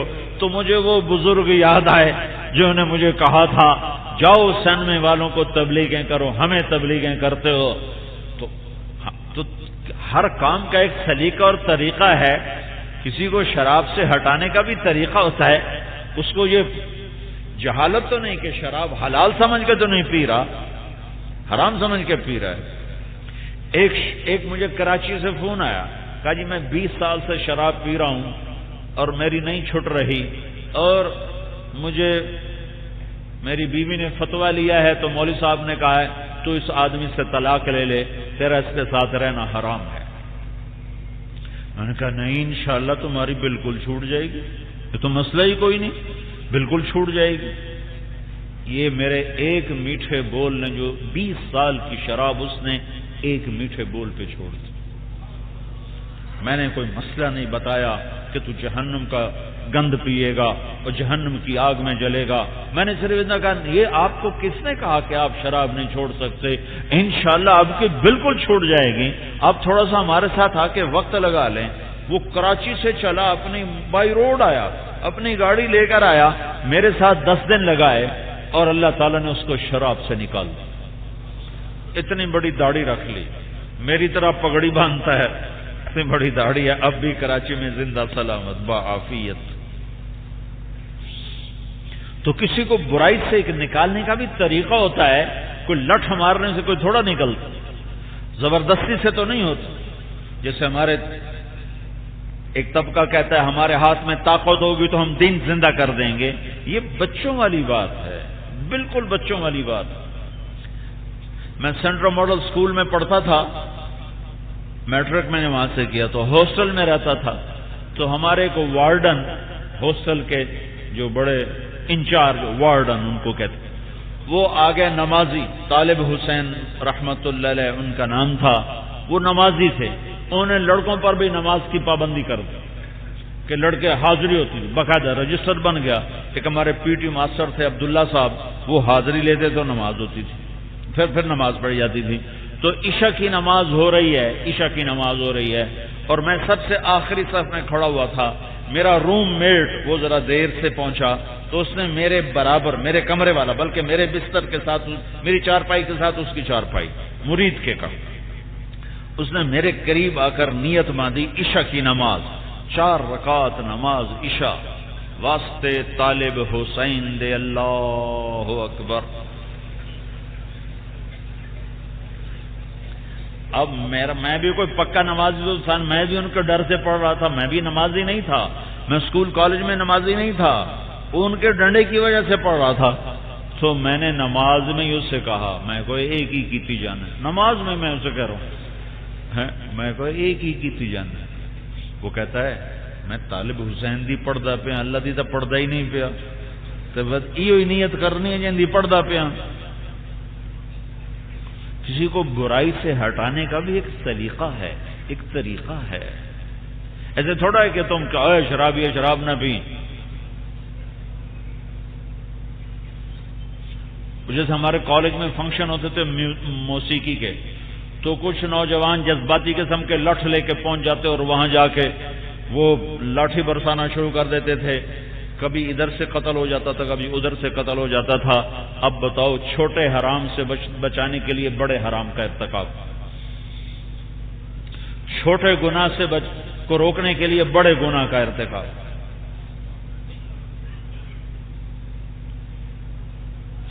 تو وہاں میرا بیان ہوا، تو وہ جو سینمے پر وہ ٹکٹیں نہیں بیچتا لیتا، وہ مجھ سے آ کر ملا، کہنے لگا جی آج میں نے زندگی کی پہلی نماز پڑھی، آج تک کبھی زندگی میں نماز نہیں پڑھی۔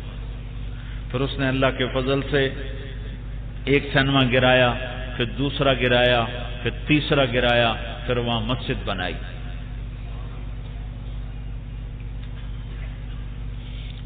کلمے کا دوسرا مطالبہ ایک انفرادی مطالبہ ہے جو میں نے پہلے بتایا، یہ اجتماعی مطالبہ ہے۔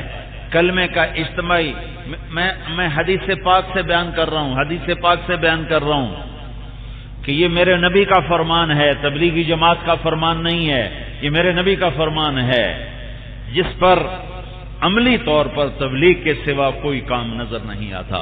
ممبر پہ بیٹھ کے تقریر کر دینا تو آسان ہے، لیکن کسی شرابی کے در پہ چکر لگانا، 6 سال جنید جمشید کے چکر لگائے میں نے، 6 سال۔ وہ لاہور میں ناچ رہا ہوتا تھا، پیچھے میری گاڑی کھڑی ہوتی تھی اس کو وصول کرنے کے لیے۔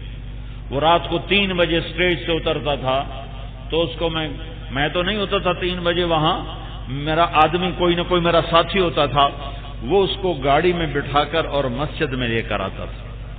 اس کو کھانا اسی وقت تازہ کھانا کھلاتے، چائے پلاتے، سلا دیتے۔ 6 سال اس کے پیچھے پھرے تو ناچنے والا اللہ کے کلمے کا داعی بن گیا۔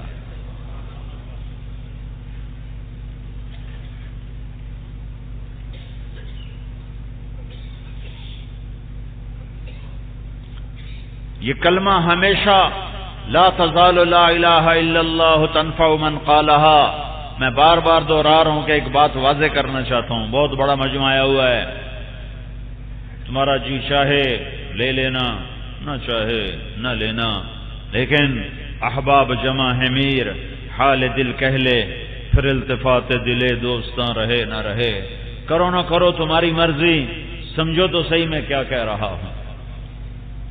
لا الہ الا اللہ کا انفرادی حق کہ مجھے حرام سے روک دے، مجھے حضرت محمد صلی اللہ علیہ وسلم کی پاکیزہ زندگی پر لے آئے۔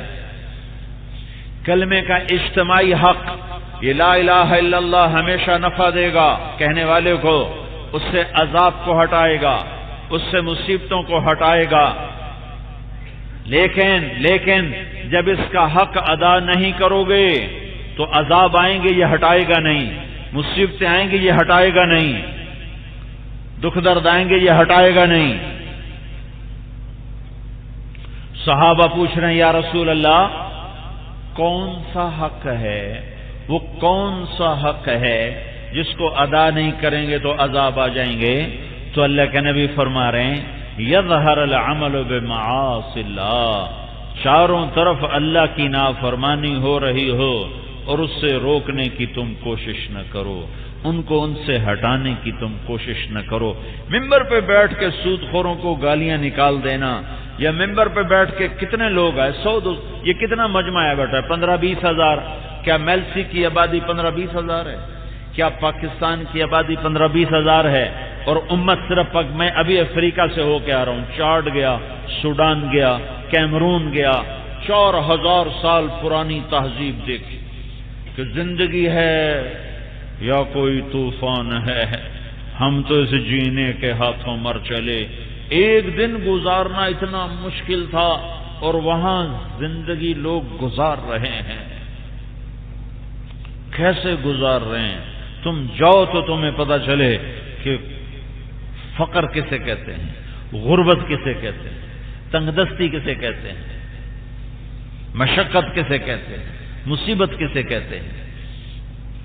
امت تو ساری کائنات، ساری دنیا میں پھیلی پڑی ہے، تو کلمے کا حق کیا ہے؟ کلمے کا حق کیا ہے؟ کلمے کا حق کیا ہے کہ جو اللہ کی نافرمانیوں پر چل پڑے ہیں، جاؤ ان کے پاؤں پکڑو، ٹھوڑی پکڑو، ہاتھ جوڑو، ان سے درخواست کرو کہ اللہ کا دین سیکھ لے، سیکھنے کے لیے وقت لگا لے، تبلیغ کے سوا کوئی عمل اس وقت میدان میں کوئی نہیں۔ ہم کنکریاں مار کے اترے، 89 کا حج، پہلا حج، کنکریاں مار کے نیچے اترے، اس وقت ایک ہی پل ہوتا تھا اور پل کے نیچے اترتے ہی نائی کھڑے ہوتے تھے استرے لے کر، تو کچھ خط کرواتے تھے، کچھ شیو کرواتے تھے، ملے جلے ہوتے تھے۔ کسی کو احساس بیدار ہو جاتا ہے تو وہ داڑھی رکھ لیتا ہے، جس کا احساس نہیں بیدار ہوتا پھر وہ ویسے ہی کر لیتا ہے۔ تو ہم نیچے اترے تو میرے ساتھ پشاور کے 2-3 ہمارے ساتھی تھے، ہم اکٹھے رہ رہے تھے مکہ میں۔ تو سامنے ایک نوجوان تھا، بعد میں تعارف ہوا سیالکوٹ کا، اس نے داڑھی پر صابن لگوایا ہوا تھا اور نائی اس طرح تیار کر رہا تھا، وہ جو بلیڈ رکھتا ہے وہ بلیڈ رکھ رہا تھا اس کو شیو کرنے کے لیے۔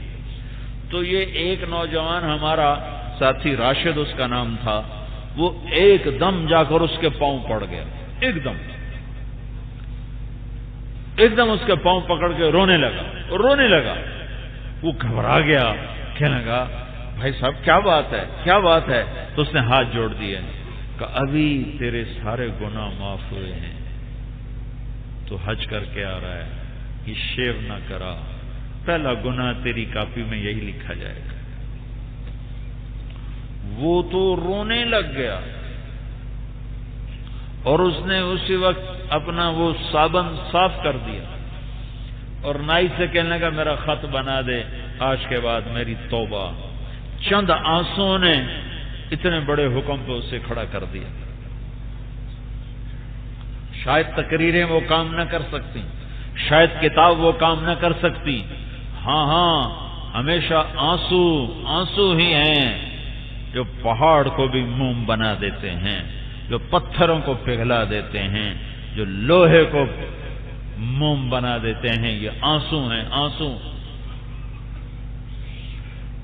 تو یہ تبلیغ کا کام کلمے کا حق ہے، یہ تبلیغ کا کام رائمنڈ کا حق نہیں ہے، یوسف مسجد کا حق نہیں ہے.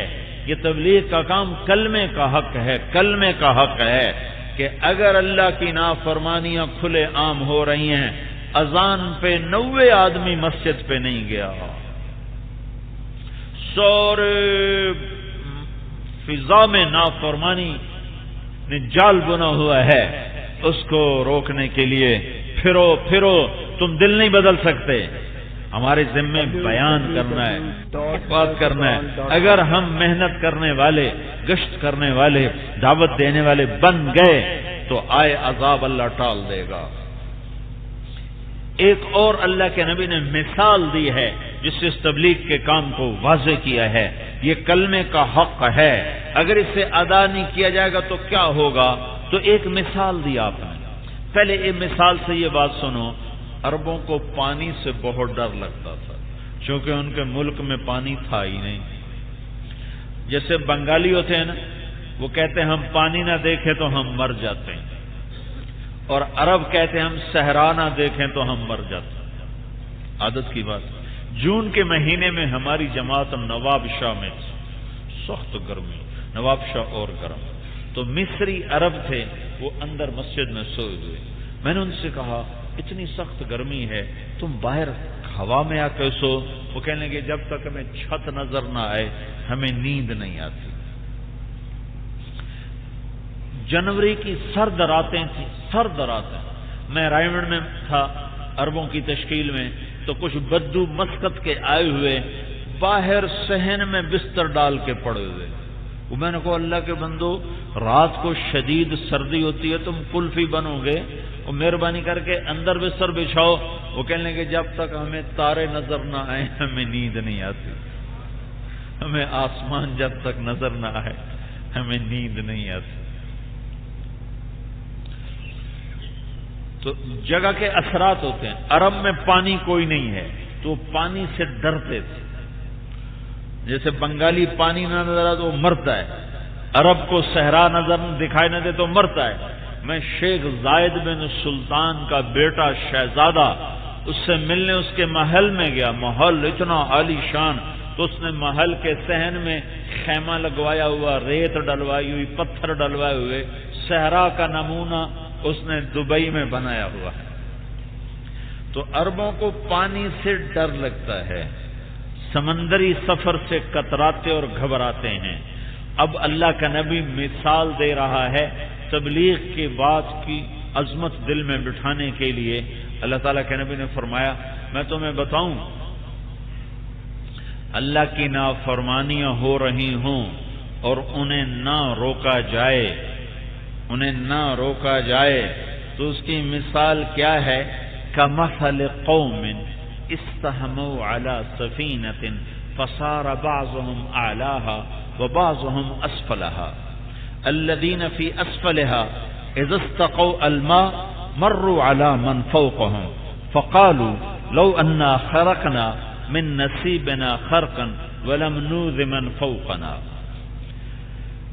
آپ نے پہلے امت کو دریا میں نہیں سمندر میں پہنچایا کہ یوں سمجھو جیسے تم سب سمندر میں ہو اور ایک بحری جہاز میں ہو، اور اس کے دو حصے ہیں، ایک اوپر والا ہے ایک نیچے والا ہے. کچھ لوگ اوپر کے حصے میں بیٹھے ہوئے ہیں، کچھ لوگ نیچے کے حصے میں بیٹھے ہوئے ہیں. پانی ہے سمندر کا کڑوا، میٹھا پانی اوپر والے حصے میں ہے. اپنے نبی کی مثال سمجھو کہ میرا نبی کیا مثال دے رہا ہے. میٹھا پانی اوپر ہے، نیچے والوں کو پانی لینے کے لیے اوپر جانا پڑتا ہے بار بار. تو آپس میں مشورہ کر رہے ہیں یار یہ جو ہم اوپر بار بار جاتے ہیں، پوڑیاں چڑھتے ہیں، دفع کرو، یہ پھٹا توڑو اور نیچے سے پانی نکالو. کشتی کا پھٹا توڑو اور نیچے سے پانی نکالتا. فقالوا لو انا خرقنا من نصیبنا خرقا، ایک پھٹا توڑو اور یہاں سے پانی نکالو. ولم نؤذ من فوقنا، اوپر والوں کا اوپر ہے، نیچے والوں کا نیچے ہے، یہ ہمارا حق ہے، وہ ان کا حق ہے، ہم کوئی ان کی حق تلفی نہیں کر رہے، ہم اپنے حصے میں سے کر رہے ہیں، جو مرضی کریں، تو ہم نیچے پھٹا توڑیں. تو میرے نبی نے فرمایا اوپر والوں کو پتہ چل گیا کہ وہ تو پھٹا توڑ رہے ہیں. اب اگر انہوں نے نیچے آ کر ان کو نہ روکا تو کیا ہوگا؟ اس پھٹا ٹوٹنے پر یہ نیچے والے بھی ڈوبیں گے، اوپر والے بھی ڈوبیں گے. اوپر والے یہ نہیں کہہ سکتے توڑتے ہیں تو توڑنے دو، ساڈا کٹا توڑی جاندے نا، اپنا توڑی جاندے نا، آپ پہ ویکھی جس. وہ یہ نہیں کر سکتے کیونکہ وہ بھی اسی کشتی کے سوار ہیں. اگر انہوں نے نہیں روکا تو یہ پھٹا ٹوٹے گا، پانی آئے گا، یہ بھی ڈوبیں گے، وہ بھی ڈوبیں گے. یہ پھٹے کو تشبیہ دی نافرمانی کے ساتھ، توڑنے والوں کو تشبیہ دی نافرمانوں کے ساتھ. یہ نمازی، یہ بے نمازی، اس نے نماز کے لیے دکان نہیں بند کی اور یہ بند کر کے جا رہا ہے. یہ یوں کہہ رہا ہے یہ اپنا پھٹا توڑے میرا تو توڑ نہیں رہا، اس سے مجھے کیا فرق پڑتا ہے. تو میرے نبی نے سب کو پہلے کشتی میں بٹھایا. نمازی، نیک، پرہیزگار، حاجی، علماء، محدثین، مفسرین، صوفیاء، خانقاہیں، مدارس، مراکز، یہ سب اوپر والے پھٹے، اوپر والے تنگ، اور نیچے سب غافل مست نیچے والے میں. اب نیچے والے کیا کر رہے ہیں؟ پھٹا توڑ رہے ہیں. اوپر والے کیا کر رہے ہیں؟ توڑنے دو، کوئی ہمارا توڑ رہے ہیں. اگر انہوں نے یہ کر دیا تو یہ ہلاک ہو گئے. اس حدیث میں جو طاقت ہے، یہ بخاری شریف کی روایت آپ کو بتا رہا ہوں میں، یہ طاقت اور یہ تشبیہ اور یہ مثال میں کسی شرح سے نہیں سمجھاؤں. میرا اپنا ایک سمندری سفر ہوا ہے جس میں طوفان تھا. ہم ہالینڈ سے، بیلجیم سے نکل رہے تھے انگلستان، 4 گھنٹے کا سفر. اس دن ہمارا ویزا ختم ہو رہا ہے. ہم پہلی بندرگاہ پر پہنچے تو انہوں نے کہا سمندر میں طوفان ہے، ہمارا جہاز چھوٹا ہے، نہیں جا سکتا. دوسری بندرگاہ پر گئے، انہوں نے کہا سمندر میں طوفان ہے، ہمارا جہاز چھوٹا ہے، نہیں جا سکتا. تیسری بندرگاہ پر گئے تو انہوں نے کہا ہمارا جہاز بہت بڑا ہے، یہ چھوٹا سمندر ہے، اتنے طوفان کو یہ سہ جائے گا، ہماری آج سروس چالو ہے. تو ہم نے اللہ کا شکر ادا کیا اور سوار ہو گئے. خبر نہیں تھی کہ ایک زندگی کا بہت بڑا تجربہ ہونے کو ہے. وہ جہاز کیا تھا؟ پورا شہر تھا، پتہ نہیں کتنی منزلیں، نیچے اس کے یہ 22 ویلر ٹرالے، کوئی 20 30 40 ٹرالے نیچے، گاڑیاں، موٹریں، اتنی بڑی بلا تھا. اور ہم سب سے اوپر والے درجے کے سے نیچے والے درجے پر. جو ہی سمندر میں جہاز داخل ہوا ہے اور موجیں اٹھی ہیں، اور اوپر سے اندھیری رات بادل چھائے ہوئے، اور موج جو آئے طاقتور، کچھ 60-70 فٹ کی اونچائی پر ہم بیٹھے ہوئے تھے، اور موج آ کر وہاں مارتی تھی زور سے ٹکر، اور پورے جہاز کو یوں کر دیتی تھی. پھر ادھر سے موج اٹھتی اور اس کو اٹھاتی تھی اور یوں کر دیتی تھی. یعنی وہ جہاز سارا یوں ایسے جا رہا تھا، رکوع تک جاتا تھا. میں آخا یا اللہ سجدہ نہ کروا میں رکوع تھی رہن دے، نہیں تو ساڈے بھی سجدے نال ہی ہو جاتے. ایسے جا رہا. اوپر شراب خانہ تھا، میوزیکل پروگرام تھا، شراب چل رہی تھی، ناچ گانا ہو رہا تھا. اس کے نیچے والے درجے میں ہم تھے. اب آپ تصور فرمائیں، آپ تصور کر نہیں سکتے. میں گزرا ہوں. میں اس حدیث سے پاک کو، اس کی عظمت، اہمیت کو اس سفر سے سمجھا ہوں، فتح الباری سے نہیں سمجھا ہوں، کسی شرح سے نہیں سمجھا ہوں. جس وقت ہم بیٹھے ہوئے تھے، اوپر شراب چل رہی، نیچے ہماری جماعت بیٹھی، ہم اپنا ذکر کر رہے ہیں، تعلیم کر رہے ہیں، 30-40 آدمی تھے ہم، تو ہم قرآن پڑھ رہا ہے، کوئی تعلیم کرا رہا ہے، کوئی ذکر کر رہا ہے، اس کے نیچے کیبن وغیرہ تھے جس میں لوگ بیٹھے ہوئے تھے، آرام کر رہے تھے۔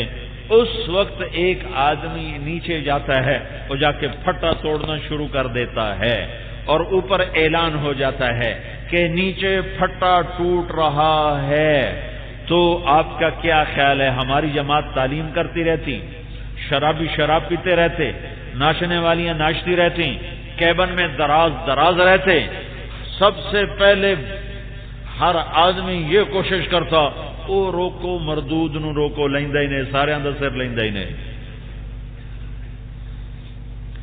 میلسی میں ایک آدمی جب نماز چھوڑتا ہے تو سب کا سر لے رہا ہے۔ ایک نوجوان ماں باپ کو ذلیل کرتا ہے، وہ سب کا سر لے رہا ہے۔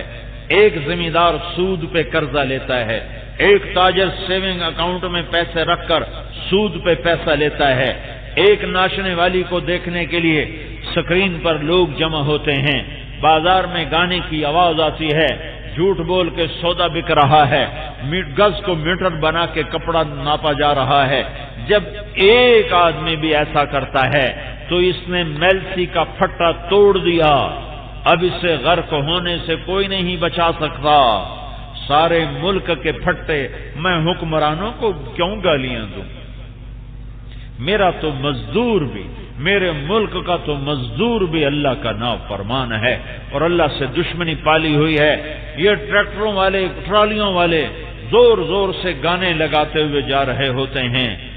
یہ جب اتنے معمولی درجے پر چلنے والا بھی اللہ کا نافرمان ہو تو میں حکمران کو کیا گالیاں دوں، اور میں کسی حکمران کو برا بھلا کیا کہوں، یا میں پولیس کو برا بھلا کیا کہوں، یا میں فوج کو برا بھلا کیا کہوں؟ میرے ہی بھائی ہیں، وہاں بھی میرا ہی قصور ہے کہ میں کسی کو بتا نہیں سکا۔ تو وہ ایسا خوفناک سفر تھا، اگر اس وقت یہ اعلان ہو جاتا کہ ایک آدمی پھٹا توڑ رہا ہے تو اللہ کی قسم جہاز کا کپتان جہاز چلانا بھول جاتا، وہ بھی بھاگ کہتا روکو نا مراد نو لیندے نے سارے ہم۔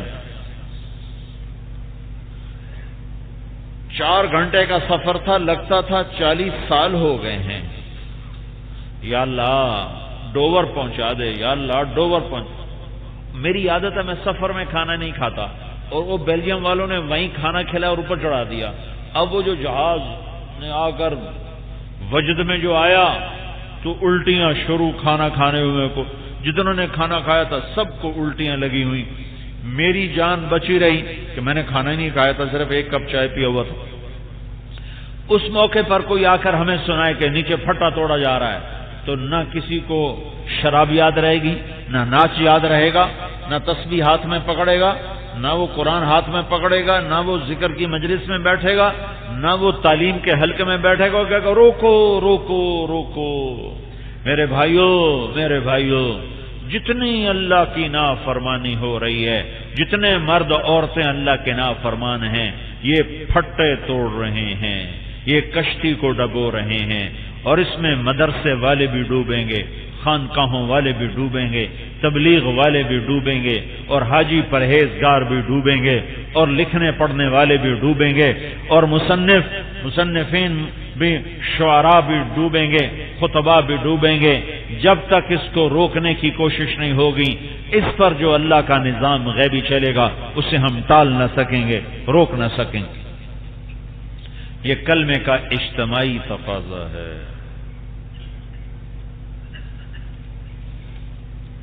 یہ 2 مطالبے ہیں کلمے کے، اس کو دوسری طرح سے لو، لا الہ الا اللہ محمد الرسول اللہ۔ اب ایک تیسری مثال سے بات بتا رہا ہوں۔ کلمے میں 4 جز ہیں، 4 جز ہیں، لا الہ الا اللہ محمد الرسول اللہ، یہ 3 ظاہر ہیں، چوتھا لفظوں میں نہیں ہے۔ کلمہ صرف اتنا ہی ہے، 1.25 لاکھ نبیوں کا کلمہ یہی ہے جو نبوت پہ ختم ہوتا ہے، لا الہ الا اللہ محمد الرسول اللہ، لا الہ الا اللہ عیسی روح اللہ، لا الہ الا اللہ موسیٰ کلیم اللہ لا الہ الا اللہ، نوح صفی اللہ لا الہ الا اللہ، ابراہیم خلیل اللہ لا الہ الا اللہ، آدم نجی اللہ۔ کلمہ اتنا ہی ہے، اس سے آگے کلمہ نہیں ہے۔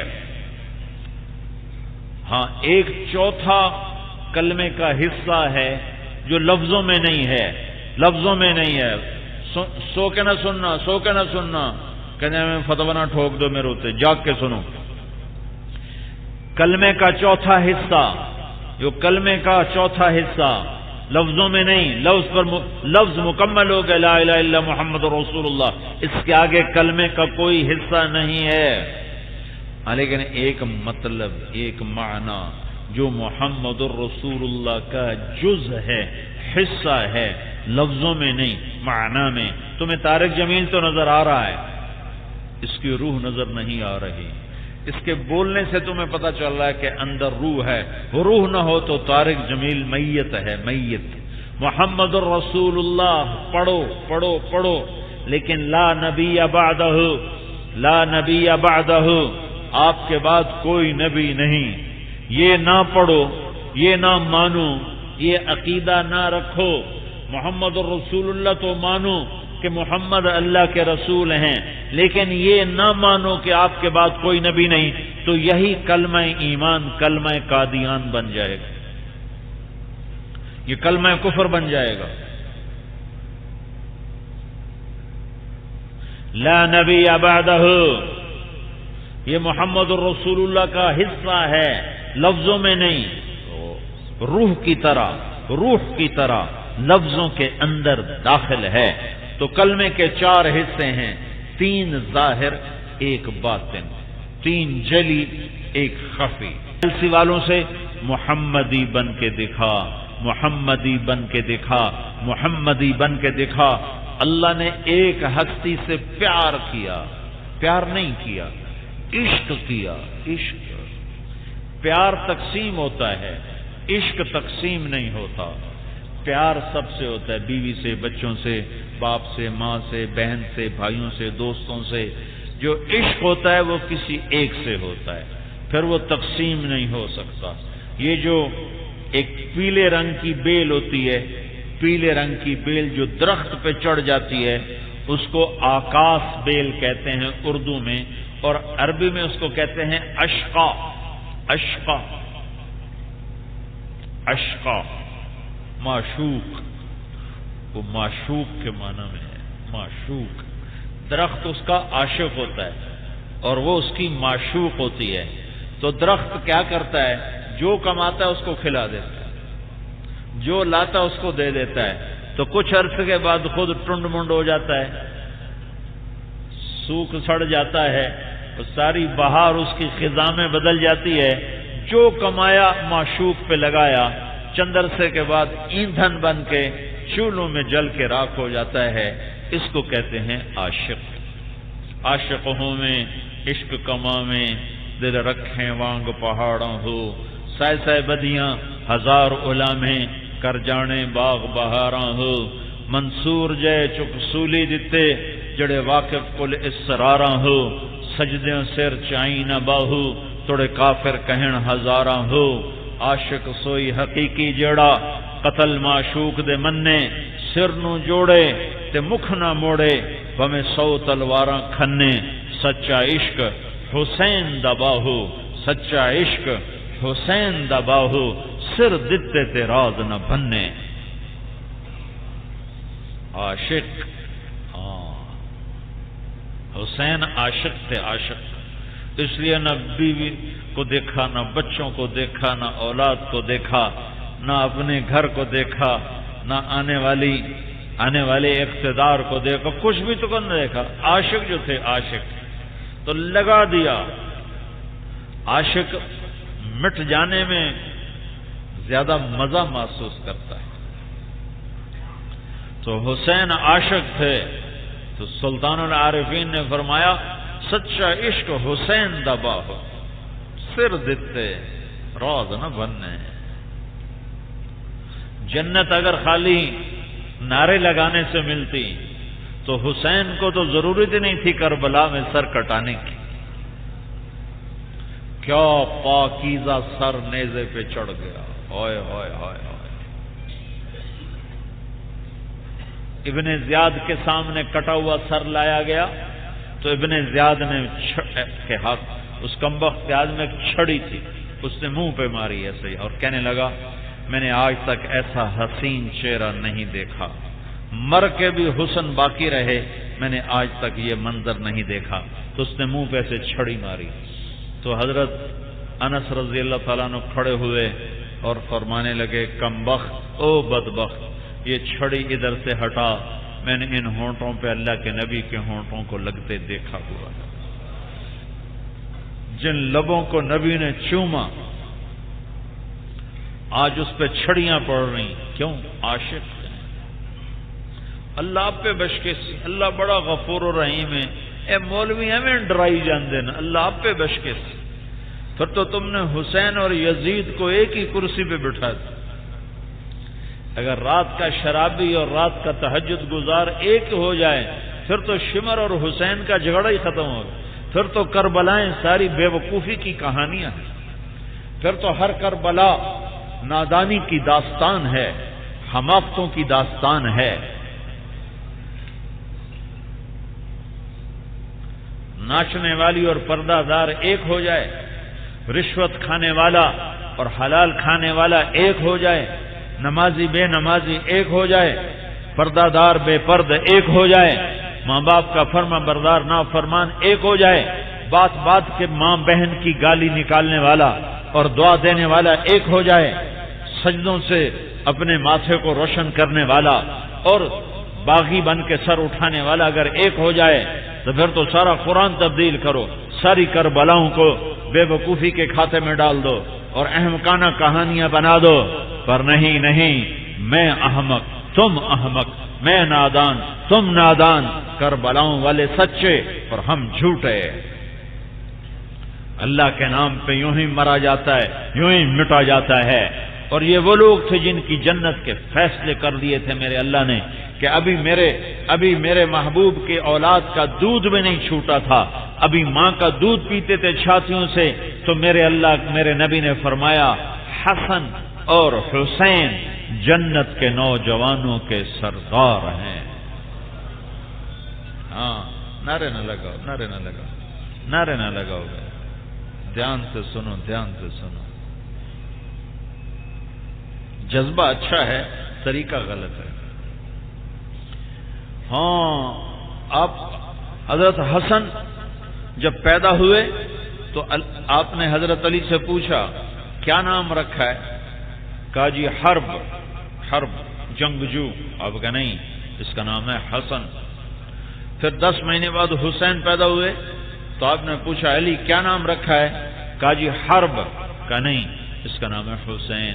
پھر آپ نے فرمایا جب سے آدم علیہ السلام کی اولاد چلی ہے یہ 2 نام اللہ نے آج تک کسی کے نہیں رکھوائے، یہ میرے بچوں کے لیے بچا کے رکھے ہوئے تھے۔ دنیا میں پہلی ہستیاں جن کے نام حسن حسین رکھے گئے وہ حسنین کریمین شریفین ہیں، ان سے پہلے کسی کا نام حسن حسین نہیں رکھا گیا۔ حسن سر سے لے کر ماتھے سے لے کر کمر تک پورے اللہ کے نبی کے مشابہ تھے، اور کمر سے لے کر پاؤں تک حضرت علی کے مشابہ تھے۔ حضرت علی اس کا الٹ تھے، حضرت حسین اس کا الٹ تھے، وہ سر سے لے کر کمر تک حضرت علی کے مشابہ تھے، اور کمر سے لے کر پاؤں تک اللہ کے محبوب کے مشابہ تھے۔ اور اس مشابہت کی وجہ سے اللہ کے نبی فرمایا کرتے تھے حسن میرا بیٹا ہے اور حسین علی کا بیٹا ہے۔ اور پیار ایسا تھا کہ آپ جمعے کی تقریر فرما رہے، واجب خطبہ، واجب جمعے کا خطبہ واجب، اب ممبر پر کھڑے ہوئے، دونوں بچے دروازے پر آ گئے، مسجد کے دروازے پر۔ مسجد نبوی بہت بڑی تھی، بھری ہوئی تھی، باہر صحن بھرا ہوا، جمعے کی نماز۔ میرے نبی کی نظر پڑی دونوں بچوں پر، دروازے پر کھڑے تھے۔ آپ پچھلی صف والے کسی صحابی سے فرماتے ہیں بھائی عبد الرحمن یہ بچے اٹھا کے میرے پاس لے آ۔ یا عبداللہ بن مسعود یہ بچے اٹھا کے میرے پاس لے آ. نہیں نہیں نہیں نہیں نہیں نہیں نہیں. ساری دنیا نے دیکھا آپ ممبر سے اترے اور مجمع کو ایسے چیرا. اتنے مجمع کو چیر کر میں جاؤں کتنی تکلیف کی بات ہوگی. آپ نے سارے مجمع کو چیرا، خود گئے دروازے پر پہنچے اور حسن کو سیدھے ہاتھ پہ اٹھایا اور حسین کو الٹے ہاتھ پر اٹھایا اور ان کو لے کر سینے سے لگایا. پھر دونوں بچوں کو لے کر آپ مسجد میں داخل ہوئے اور ممبر پر دونوں کو، حسن کو ادھر بٹھایا، حسین کو ادھر بٹھایا اور پھر کھڑے ہو کے تقریر فرمانا شروع کر دیا. اور فرمایا الولد مجبنۃ مبخلۃ، بے شک اولاد آدمی کو بزدل بنا دیتی ہے، بخیل بنا دیتی ہے، اور اولاد امتحان ہے. کہ میں نے بچوں کو دیکھا، میری محبت نے جوش مارا، میں رہ نہ سکا، میں گیا اور جا کر ان کو اٹھا کے لیا اور اپنے پاس بٹھایا. پھر آپ نے حسن کی طرف اشارہ کیا، ابنی ھذا سید، یہ میرا بیٹا سردار بیٹا ہے. ایک دن آئے گا دو مسلمان فریق آپس میں لڑ چکے ہوں گے، یہ ان دونوں میں صلح کروائے گا. ایک دفعہ گھر میں تشریف لائے،